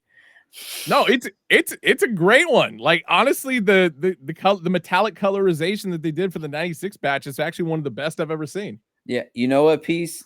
I really agree with that take. He's saying it's giving money pack vibes, and I do agree. Yeah. You're such an ass, Austin. All right, I'll make you happy. Give me one sec. All right, sticking with the New York, we are going with the Metropolitans. Crispy NY logo, so not the tri drop shadow. But then 25th anniversary, the Miracle Mets, which I felt like was actually the perfect patch to use this colorway. See, you know what? I feel like you did this on purpose, Ben, because now I'm gonna have to tell Cap Crusader twice that this was a very good Mets hat. I don't like that, but I'm kidding. No, this is very. Mets have gone 2 for 2 in the past packs that we've shown. I'm very pleased with these. Who saw that coming? Not me. Not at all. Oh my god, I hate how good it looks. Yeah, Cap Crusader. I think that's definitely what it is. That we should have closed that game. Strider in, we're closing that game. Yep. Shakes fist angrily at hometown team. All right, I got 3 left. I'm actually saving the best for last. I'm saving the best for last. There's multiple reasons why I love it more, but there's 1 or 2 people specifically in the comments that I'm keeping on ice on this one, but you're going to be happy in the long run. So going back to California. So there is a San Francisco Giants 80s logo style. It is a flat stitch, and it's going to be the Tell It Goodbye for Candlestick Park for the side patch. I like that for this pack. I do like that.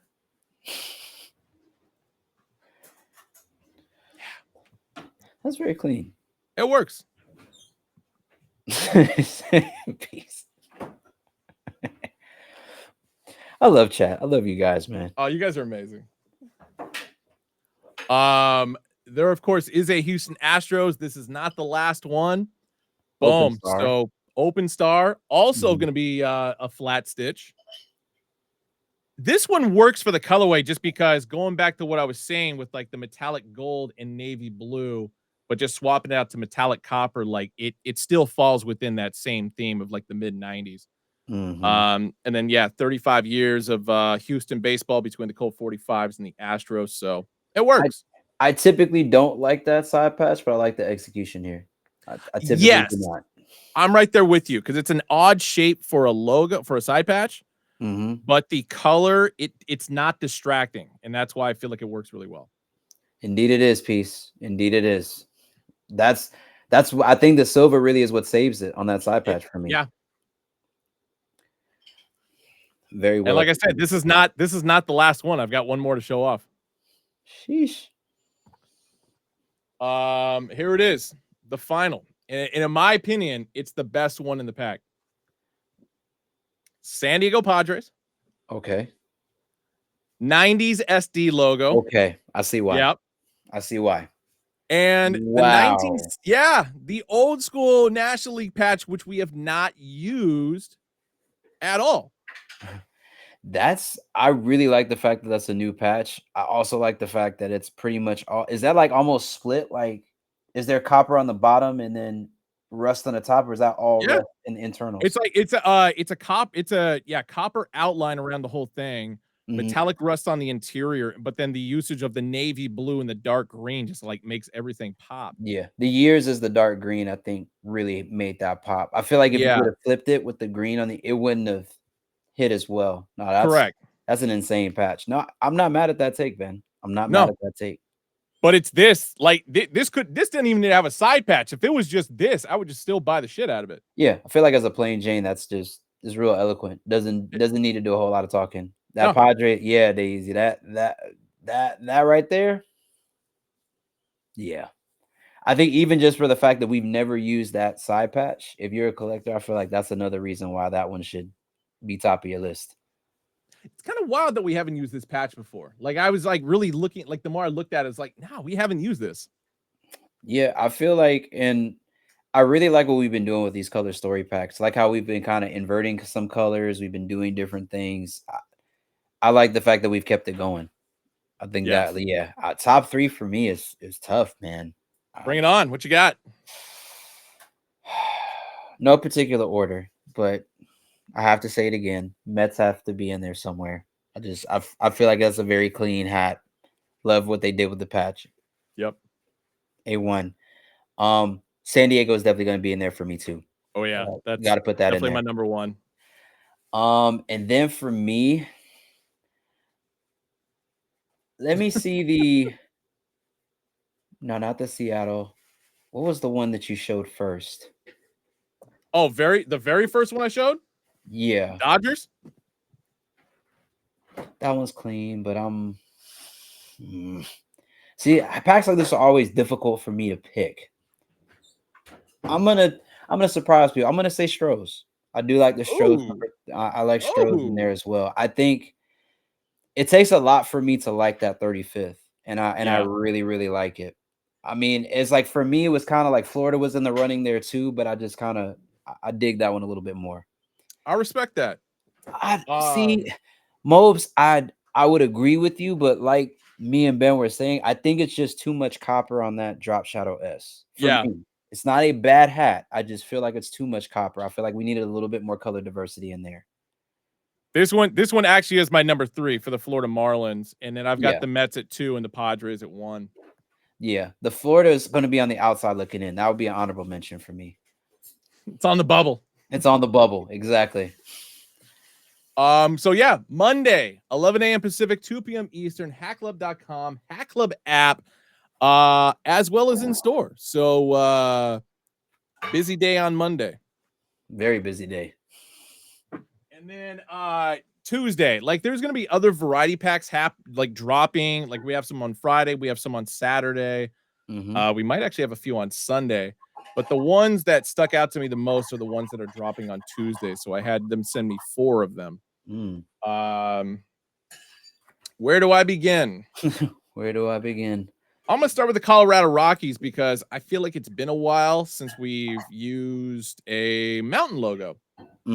And a lot of people have been asking about it. The interesting thing about this one is even though it's not technically a moon rock, it's not technically a moon rock, but it is the right colorway. I like this a lot.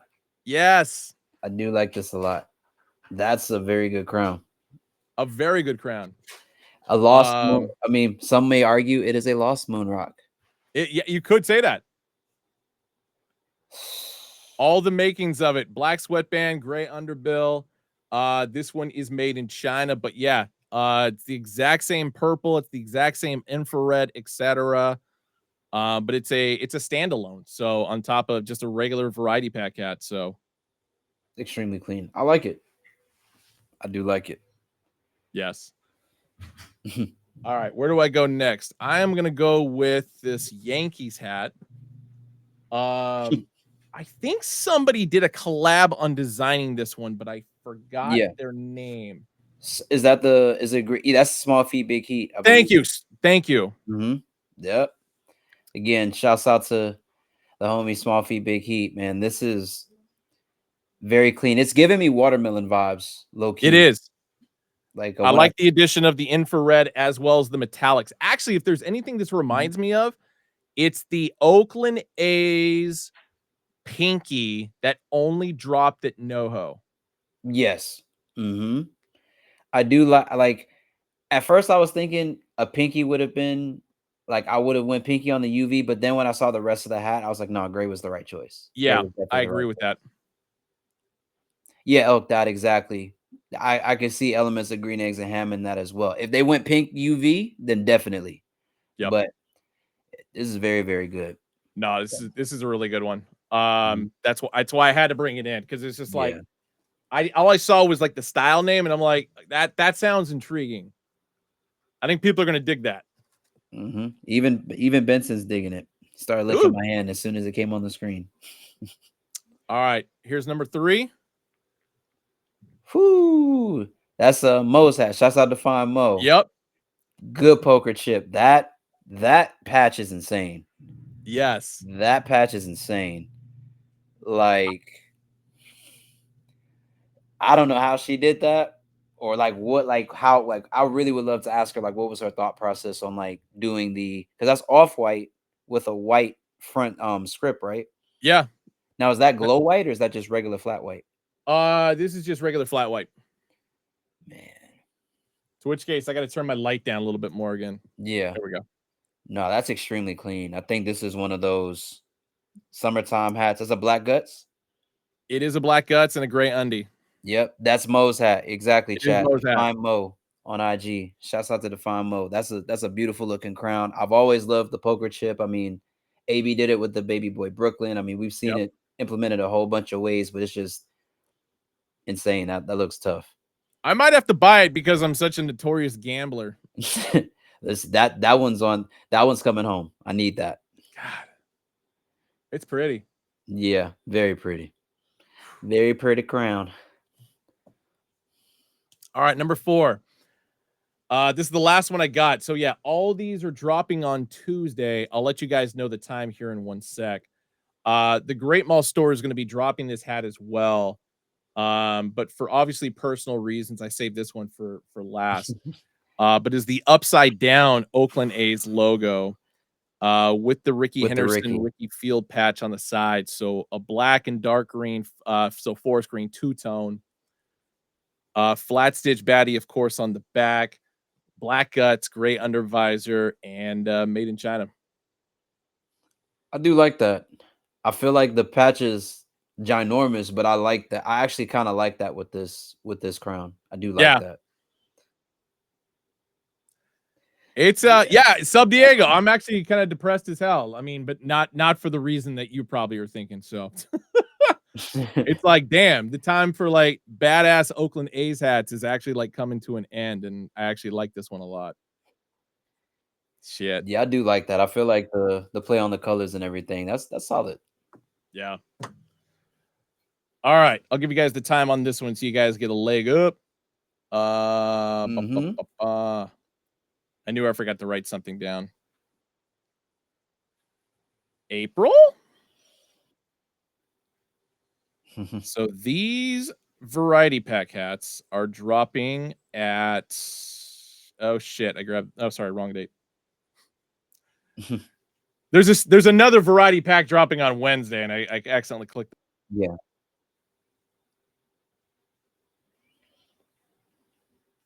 So these are going to be dropping on the 16th.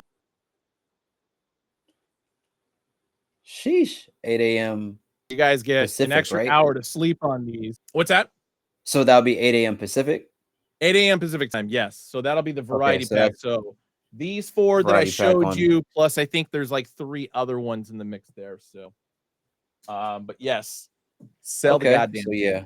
So for my East Coast, so my East Coasters, that's 11. So set your alarms. Be on that by 10:50, signed in by 10:55, and have the Apple Pay queued up, ready to go. So 11, you can hit the ground running. I have a feeling that Brooklyn and that Yankee, I feel like are probably gonna fly. The Brooklyn, I know for sure because of that patch. Yes. I know Small Feet, Big Heat. I know for me, like I just make it a habit of I want to collect, everybody's crown to, show support and stuff like that. But I think that there's a lot of good hats dropping this week. Yeah. I also, that Rockies one as well, like the Moon Rocks colorway. I feel like that one's Mhm. toast as well. So CG691, the variety pack hats I just showed off, those are dropping on Tuesday at 8 a.m. Pacific time, 11 p.m. Eastern, or 11 a.m. Eastern, sorry. Yeah. Hackclub.com, Hack Club app. Yeah, so that also includes the moon rock that he showed, guys. So Yeah. that one that he showed first, or moon rock-esque looking Rockies, that will also be dropping on Tuesday. Yeah. Space Hippie, no. And as we found out yesterday, apparently the A's did file for licensing and trademark with Vegas for the Vegas A's and Vegas Athletics.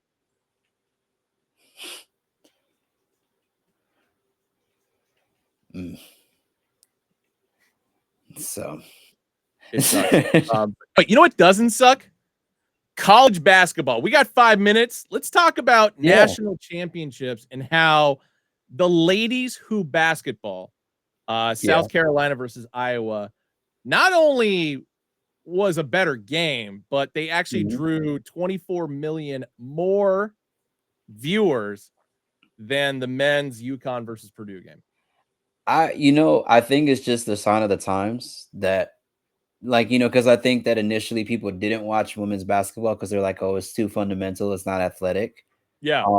But I feel like NIL in a weird type of way has empowered female athletes in a way I don't think that people expected it to. I would have loved to see NIL during like Maya Moore's days. Like if we would have had NIL back then. I mean, because obviously Connecticut was a great team. They went undefeated, won back-to-back championships that year. So imagine if Maya Moore was NIL eligible during that time. Like who's to say that this probably wouldn't have happened sooner or earlier? Correct. I guess you could say. But I mean, I have a question for you, Ben, because I feel like you're a sports savant, and I feel like you can really appreciate this. Kaylin is obviously the all-time leader in points scored for women's basketball, college women's basketball. Do you think the fact that she did not win a chip and she had 2 national championship appearances, do you think that harms her legacy, or do you think that helps it? No, I think it helps it actually more. Because from the men's perspective, like the obvious comparison is Pistol Pete Maravich being the leader for men's overall points, like highest scoring average for a season. You know how many championships he won in college? 0. Exactly. Yet everybody still talks about him in the same way they're going to talk about Kaylin Clark being one of the greatest college players of all time. Yeah, I feel like that will probably be the moniker that she has unless she develops higher. Because I think, like, because I was watching the tape and a lot of people were saying Diana Taurasi was kind of being a little bit like throwing some shade by saying like, oh, you're going to play at a different level now and you're not playing against people that can't, defend you and stuff like that. It's like, I feel like Kaylin's game is like Steph's game. She knows how to move without the basketball. So it's like players like that do a lot of movement typically succeed at the next level. Every team needs shooters. So, Kaylin's going to be just fine. It made me sad to hear Diana Taurasi say that because I've always liked Diana Taurasi. Yeah. Especially back in her UConn days and her Team USA days, etc. Yeah. And I felt like that was just kind of like UConn fan being a bit bitter. Yeah. I mean, and don't get me wrong. I mean, I understand why. Because in a game of that magnitude, for that game to be decided on essentially a moving screen or an offensive foul called off of a screen, did the Iowa players sell it a little bit? I think so. She definitely did. But that's knowing where you are. That's knowing how to play the game. That's knowing how to. I mean, however you want to play it, it's like she just made a basketball IQ play, and she put the ref in a position to where she had to make that call. Because if you don't make that call, and let's say UConn wins, and then like in the NBA, they come out with that last 5-minute report and they say, yeah, we should have called that. Now that kind of leaves the even more embittered taste in fans' mouths versus you call it. And then people are just like, it's not debatable. No one was debating that it wasn't a foul. I think they were just debating you don't call that at that point in the game to decide who wins. But hey, I mean, Person had the whistle. They could have swallowed the whistle at that point and act like they didn't see it. They chose to make the call. Got to That is respect true. it. But You know, I would be more pissed about the play that followed that, because there was 3.4 seconds left on the clock when that happened. Yeah. But then the inbounds play on the other side when Caitlin Clark just threw it off the back of the UConn player, and then it just rolled out of bounds, and all of a sudden now there's only like 0.3 left on the clock. I'd be more upset about that.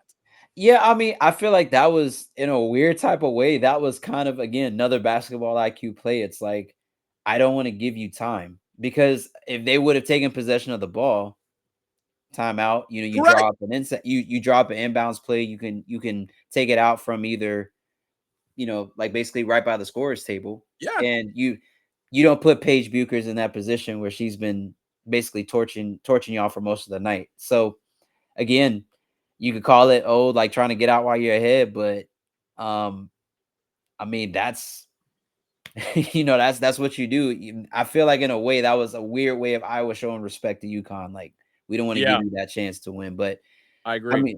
But South Carolina, I mean, for them, there are just so many storylines. I think that's what made women's basketball more interesting this year. There were just a lot more storylines behind it, especially with South Carolina, with Raven Jackson, like how Caitlin Clark didn't even go defend her out there. Yep. And then now she put the clamps on her that whole game. It was like, I mean, I feel like that's competitive sports. And I think that it's nothing to take away from Purdue and the work that they did this year, because Purdue was monstrous throughout the tournament. But I think UConn just came in and just showed them why, like, hey, this is why we're those people. This is why we're that team. Like, I think they're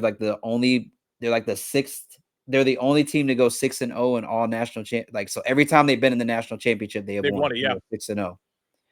So I will say, I'm actually, and say I'm not like I'm okay with Caitlin Clark. Like, I think she's great, and the fact that she's going to be more than likely the consensus overall #1 pick going to Indiana Fever. It's like, you know what? I'll support the Fever from this point forward if that happens. Yeah. But the one thing I was really hoping for, and it happened, is South Carolina going undefeated, Dawn Staley getting yet another championship.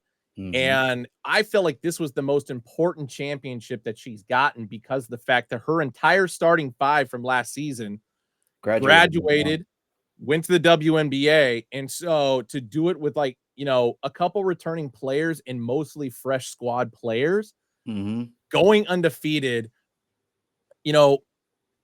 more people giving attention to UConn, to LSU, to Iowa for obviously correct reasons. Gino and UConn always being in the dance. LSU being the reigning champion, and then of course Caitlin Clark and Iowa.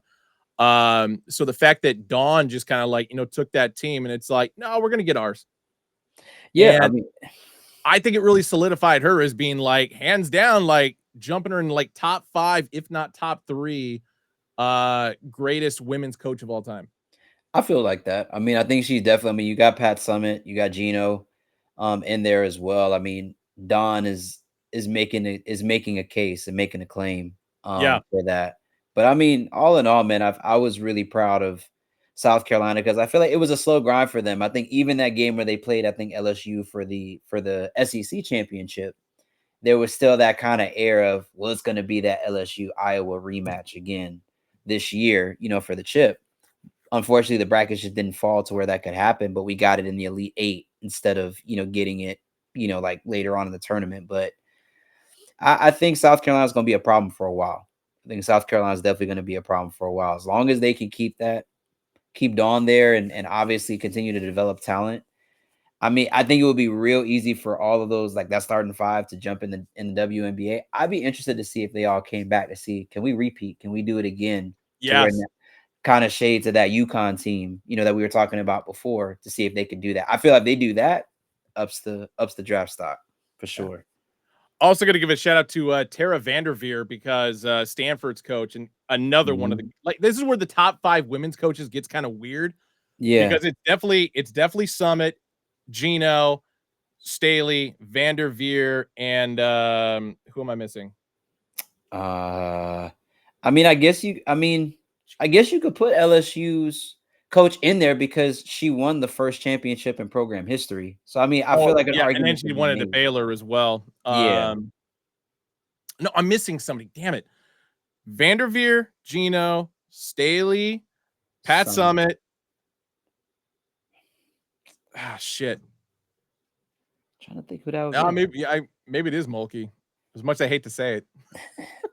Yeah, I feel like if you're a coach and you've done it at multiple schools, you at least have earned the right to be in the conversation. But I think for Dawn, just having an undefeated squad, doing it this year, and then again doing it with a completely different team, you've earned your right to be in that convo for sure. Oh yeah. But no, and I would love to see Staley maybe go to the NBA. Really? The Blazers interviewed her.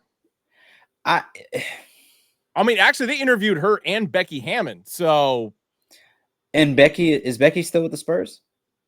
No, she was coaching the Aces and winning the fucking championship with the WNBA. With them, yeah, okay, yeah. So I mean, I feel like give her that opportunity, because I think it was kind of like the same thing with like people were saying about Saban and even I think Patino and a couple of other coaches, even on the men's side. It's like it's a different mindset when you're playing with, like, even with NIL money, these are still amateur level players that aren't really thinking endorsements. I have a choice of whether I play tonight, load management, like that for them doesn't exist yet.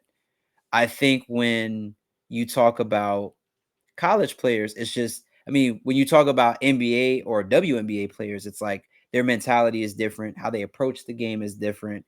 And then also it's like about peers. It's like, yeah, you may coach well and you may know X's and O's, but it's also about your resume and what you've done prior to becoming a coach. It's like, so it's like she's 1000% qualified, I'm sure, in X's and O's, but it's like, if you're in a locker room with a vet that's got 10 years, maybe he's got a championship under his belt. It's like, how do you command that locker room? Yeah. And I don't think that that's because she's a woman. I think it's just because the men's game is slightly different. Yep. It's coached slightly different. So it's like, there's also that aspect of it to get used to, which is where I think Becky going back, to the Aces and coaching with them, not to say that women should only coach women, but I think in that locker room, her voice resonates more because the players can relate with her. Whereas in the men's game, it's kind of difficult to do that sometimes in the head coach role. Correct. I'll say that. As an assistant, you're fine, but I think a head coach role is slightly different. But I mean, like I said, X's and O's, all the coaches we named, Gino, Pat, Dawn, even Mulkey, I feel like they know X's and O's well. It's like, so I don't think anybody would question their acumen, just their ability to hold a locker room.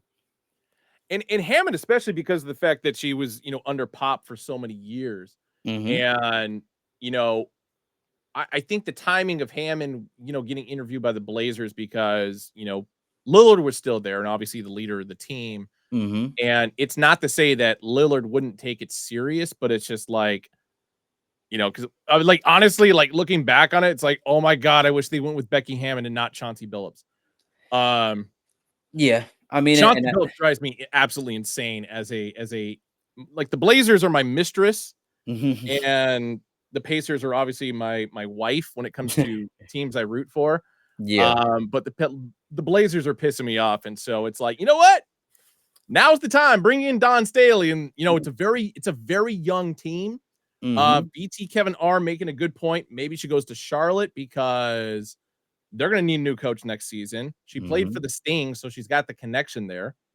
And yeah, I mean, if she's proven that she can do it, and I think that that's kind of just one of those types of things where, again, I think she has enough relevance in pop culture, I think, at least to do that. I think, like I said, it's a weird thing, to win a locker room over. Sometimes it's not always just your knowledge of X's and O's. It's really just your presence. So I think Dawn's presence would be much more respected, like off the rip of her face card, if she went to the Sting. I think with these guys, if she were to go to Portland, it would just be, who does she get in whose ear first to really kind of get the team around them? Because that's normally what it is. The head coach has to bond with the player that, in that case, Scoot or somebody else that's really like. I was thinking probably have to be Ant. Yeah.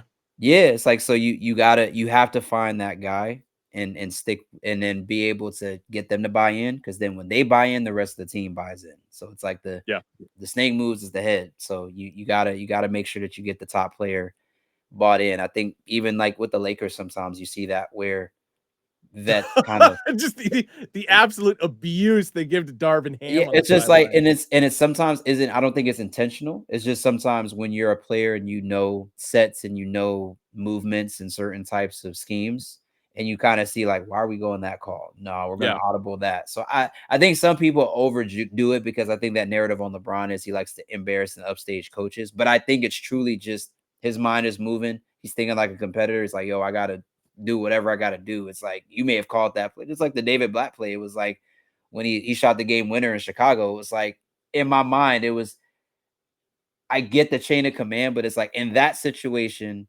with that player, you do not ask him to inbound the ball. Like I don't know why you do that. I don't to this day I don't understand why you would do that. But that's why the greats are the greats. They take the game into their own hands, and I'm sure when the doc gets talked about with LeBron, that will be a top moment in there. Yeah, I told him. Oh yeah, I mean, especially because he was the one who was so vocal about bringing Blatt into the fold as far as the coaching, and then doesn't even get a full season, and oh, you're gone. We're gonna bring in Tyronn Lue, which, in my opinion, I don't think Tyronn Lue is like that great of a coach. Like he's decent, but it's not like. I mean, look at the Clippers, and nothing extraordinary coming about like right now. Yeah, and I feel like the Clippers, they're just their own. They get in their own way all the time. Yes, they get in their own way though all the time. I mean, I think Tyronn Lue is a great coach. I feel like if you swap coaches, Lue with the Lakers, if you put Lue with the Lakers and Darvin Ham with the Clippers right now, Lakers are probably a top four, top 5 team in the West. I can get behind that. They would not be a play-in team. I don't see them being a play-in. Well, I can't say that because Gabe Vincent, Vanderbilt, and a lot of these other guys have been injured. That's why I say like their record now to me is more indicative of if they're playing with right rotations, what they could be.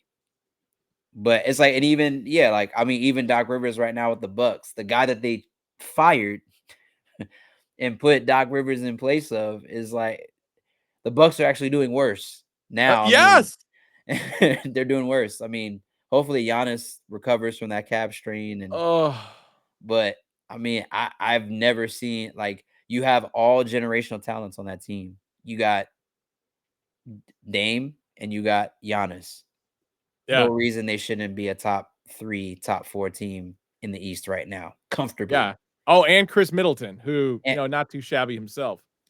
I think it's out of respect for what the championship that he won with Boston. But I feel like most people even would say you had Rajon Rondo, Paul Pierce, Kevin Garnett, Ray Allen, Eddie House, Brian Scalabrine. I mean, you had a pretty much stacked team. Yeah, a team that the year before took the Lakers pretty much almost to pretty much beat the Lakers in that final. I think it was 2008. Yeah, I think it was. And then let alone that year, it's like LeBron with no other real decent talent around him took him to Game 7 in the Eastern Conference Finals. Which to me just was like he took what was it, Delonte West, I think Boobie Gibson, Drew Gooden. Yeah, like I mean, at that point, I've always said that it's just one of those types of things where it's like when you come into a situation that's really good, you know, like what I feel like is going to happen this year with the Washington coaches now, coaching for Alabama. I think it's going to be it's a weird experience when you're at the helms of like, it's like when you've been used to driving a Corolla and now you're in an RCF. Now it's like, okay, I could actually really open it up now, but it's like, cool, you can do that, but you got to know when, I think like, I think there's better coaches out there. I mean, to Cap Crusader's point, Tibbs is a very good coach. He's very good, defensive minded, but very good coach. I mean, even with OKC right now, OKC has a really good young core. I think they just need some more experience. Minnesota is the same way. I think Minnesota was good when Tibbs was there, but I think they just needed a new voice after he left.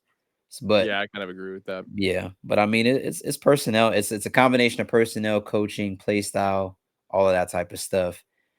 I respect Steve Kerr as a coach, but I've always said that Mark Jackson walked so that Steve Kerr could run.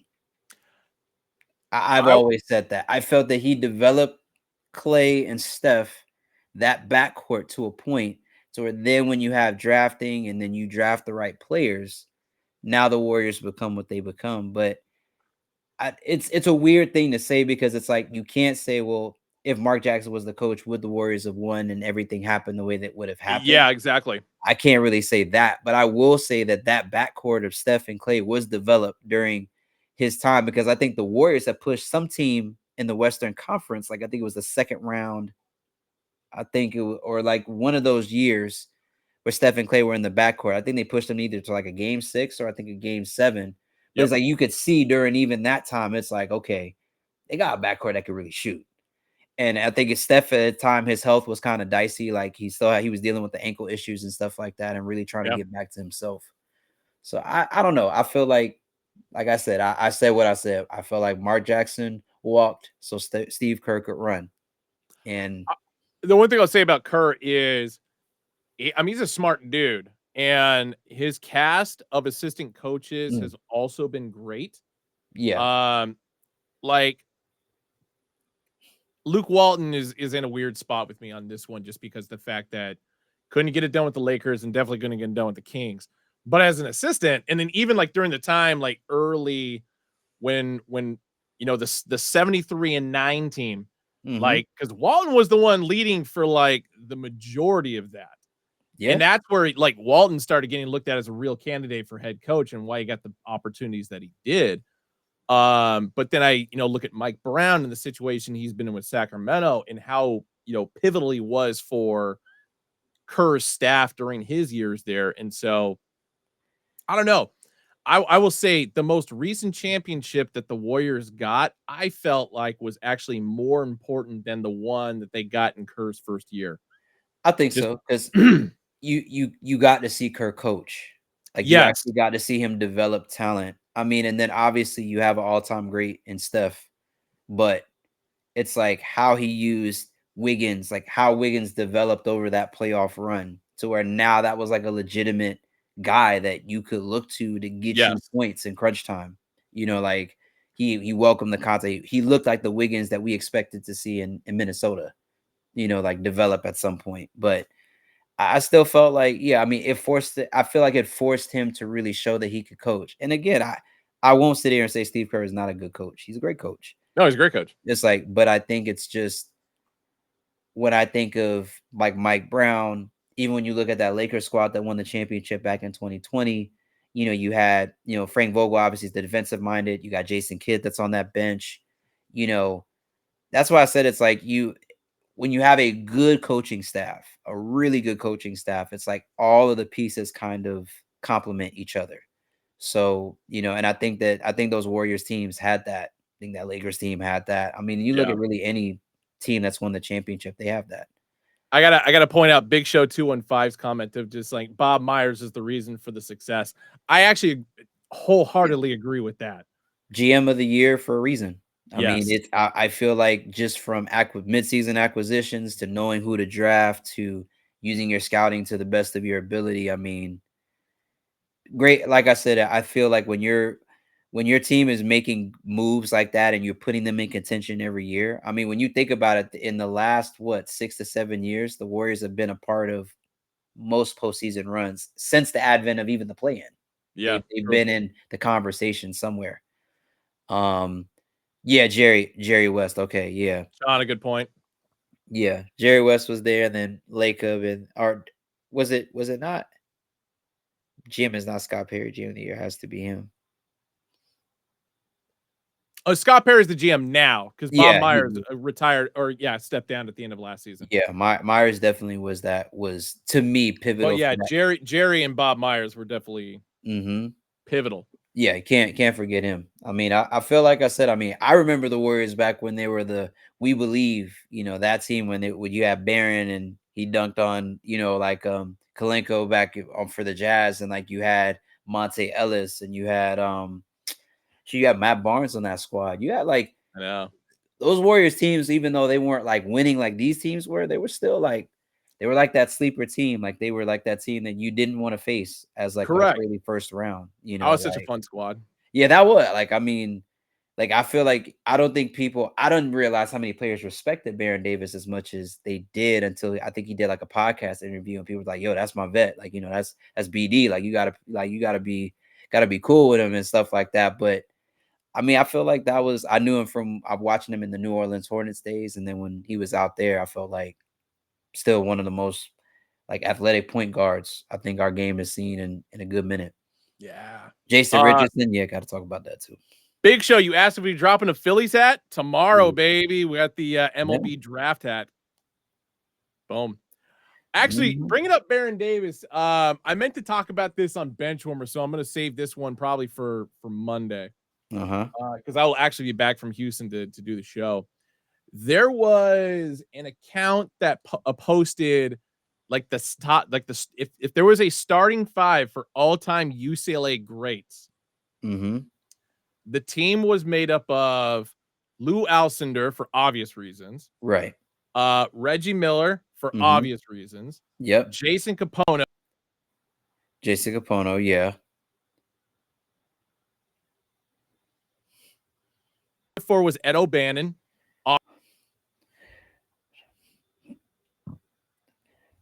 Which actually you cut out on those last. Oh, on the point guard? You cut out after you. Yeah, you cut out on. You said Alcindor. You said Reggie Miller, but then we didn't hear the last three. Okay, so Jason Capono, then Ed O'Bannon, but then the starting point guard they had was Lonzo Ball, which there's two ways to look at this. One, because Lonzo only played his freshman year.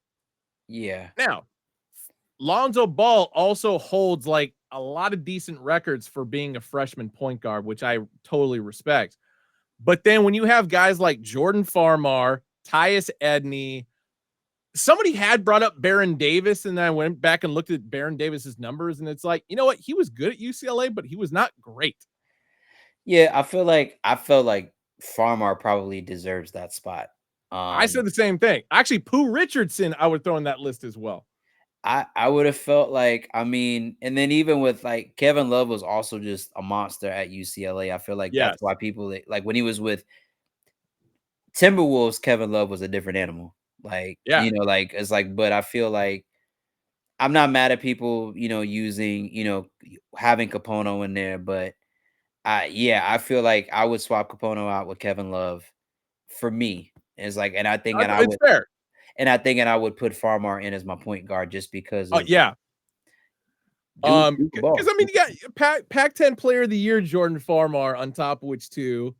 Kevin Love Capono I think is like a weird realm for me because Capono is like really high on a lot of scoring lists for UCLA. So I gotta respect the hell out of that. And I guess to a sense, it's kind of like a little bit of like hindsight bias, right? Because it's like we know what Kevin Love was when he was in Minnesota right after he left UCLA. So it's kind of like we kind of use that to say why that would be the case. So the numbers, I'm not mad at the numbers if you say, well, by numbers, I'm going Capono. But I feel like if I'm building my squad, I feel like Kevin to me was that inside. He could also draw you outside, the paint. So he kind of he started that advent of more positionless basketball, which is what we see now, which I like. Yeah.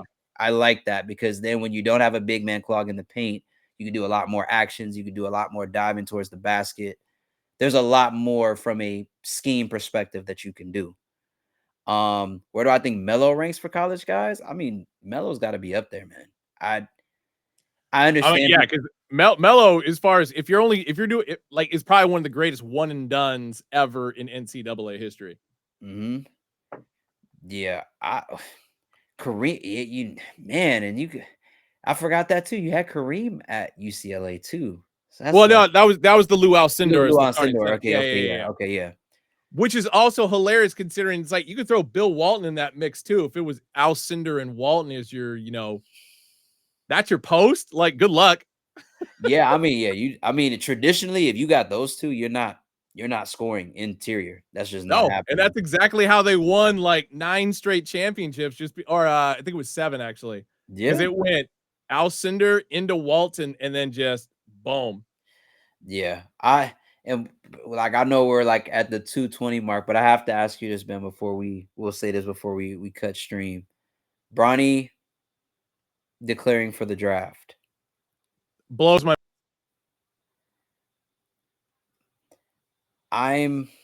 Actually, Bronny's getting like an exception because he didn't come back into the college game, which is weird. Yeah, because I think he's back into the transfer portal. This is for me what I like to see for Bronny is I like to see him be on an offense where he's the focal point.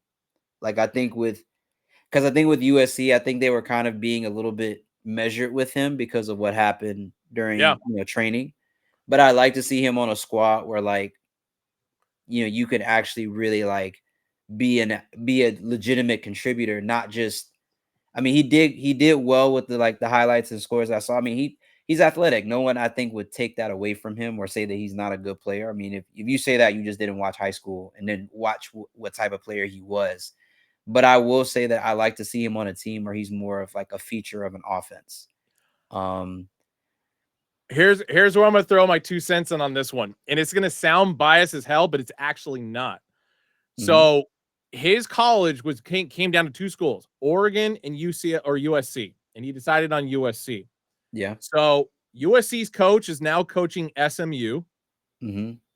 Oregon just lost Cousinard. They just lost Infali, not Dante.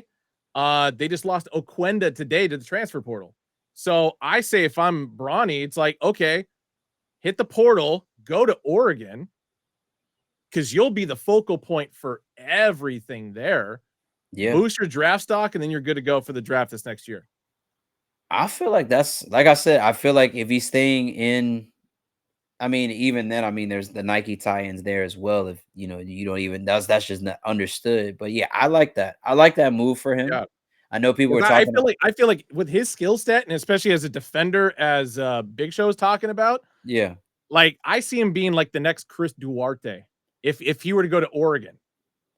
I think that he has a chance to, like Cape Crusader is saying. I think the goal is to raise your draft stock because I think if he went in now, I think he definitely would be a mid to late second rounder, which isn't at best, which isn't bad. But I think that if you want to go first round, and you want to be like in that first 30 to 40 that get picked, I need to see like and that's hard to really say, but I say I need to see 18 points a game. Yep. Say 18 Wait, points in college or in the NBA? I'd say in college. I think I mean, as a spot up shooter. I will say if you're getting 18 points a game in college, that's pretty damn good. That's what I'm saying. I feel like for him to kind of let people forget about the USC era, I feel like 18 points a game, probably on mid 40% shooting, like or field goal percentage. Definitely needs to be in the mid 40s for 3-point shooting. If he's a spot up shooter, like Big Show was saying that he is, I need to see that because I think scouts are going to look at that. Defensively, average like a steal or 2 a game. I mean, he's not a big dude, so I'm not really concerned about rebounding per se. But I think his field goal percentage, his points per game, in comparison to the minutes that he plays, and his field goal percentage are going to be really, really determinant of where he goes in the NBA draft. I feel like if he stays sophomore year and then maybe declares junior, I think that's. If he's trying to go for the highest he can go in the draft, I think that's probably his best path forward. I don't think he needs to stay in college 4 years to get to that point. Well, and I think the bigger thing for him is he was on a minute cap at this year because of his heart issues. I mean, having open heart surgery while you're in college and then still coming back to play is like, I'm not knocking anything that he was able to do. Like, I still say his point average, his minutes, whatever, impressive for what he went through during the offseason. Yeah. So, I still feel like, yes, he needs another year in college to like really make sure he can do it. Yeah, let's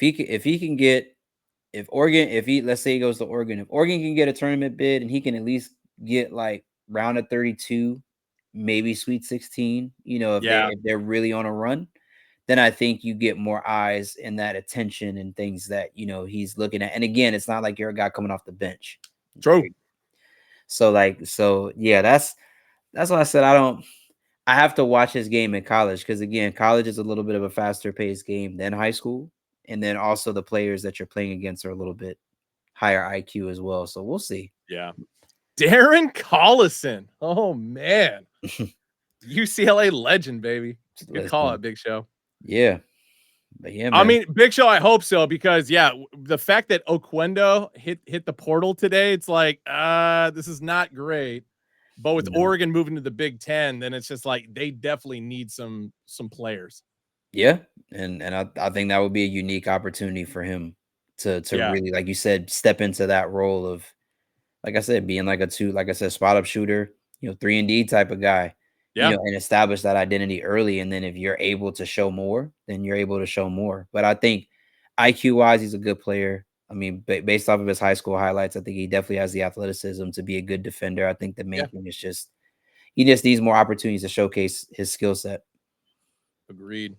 Mm-hmm. I think that's a good spot to wrap up on. My legs are killing me right now. Yeah, no, same here, man. But no, dude, always a pleasure with you, Tef. Always a pleasure.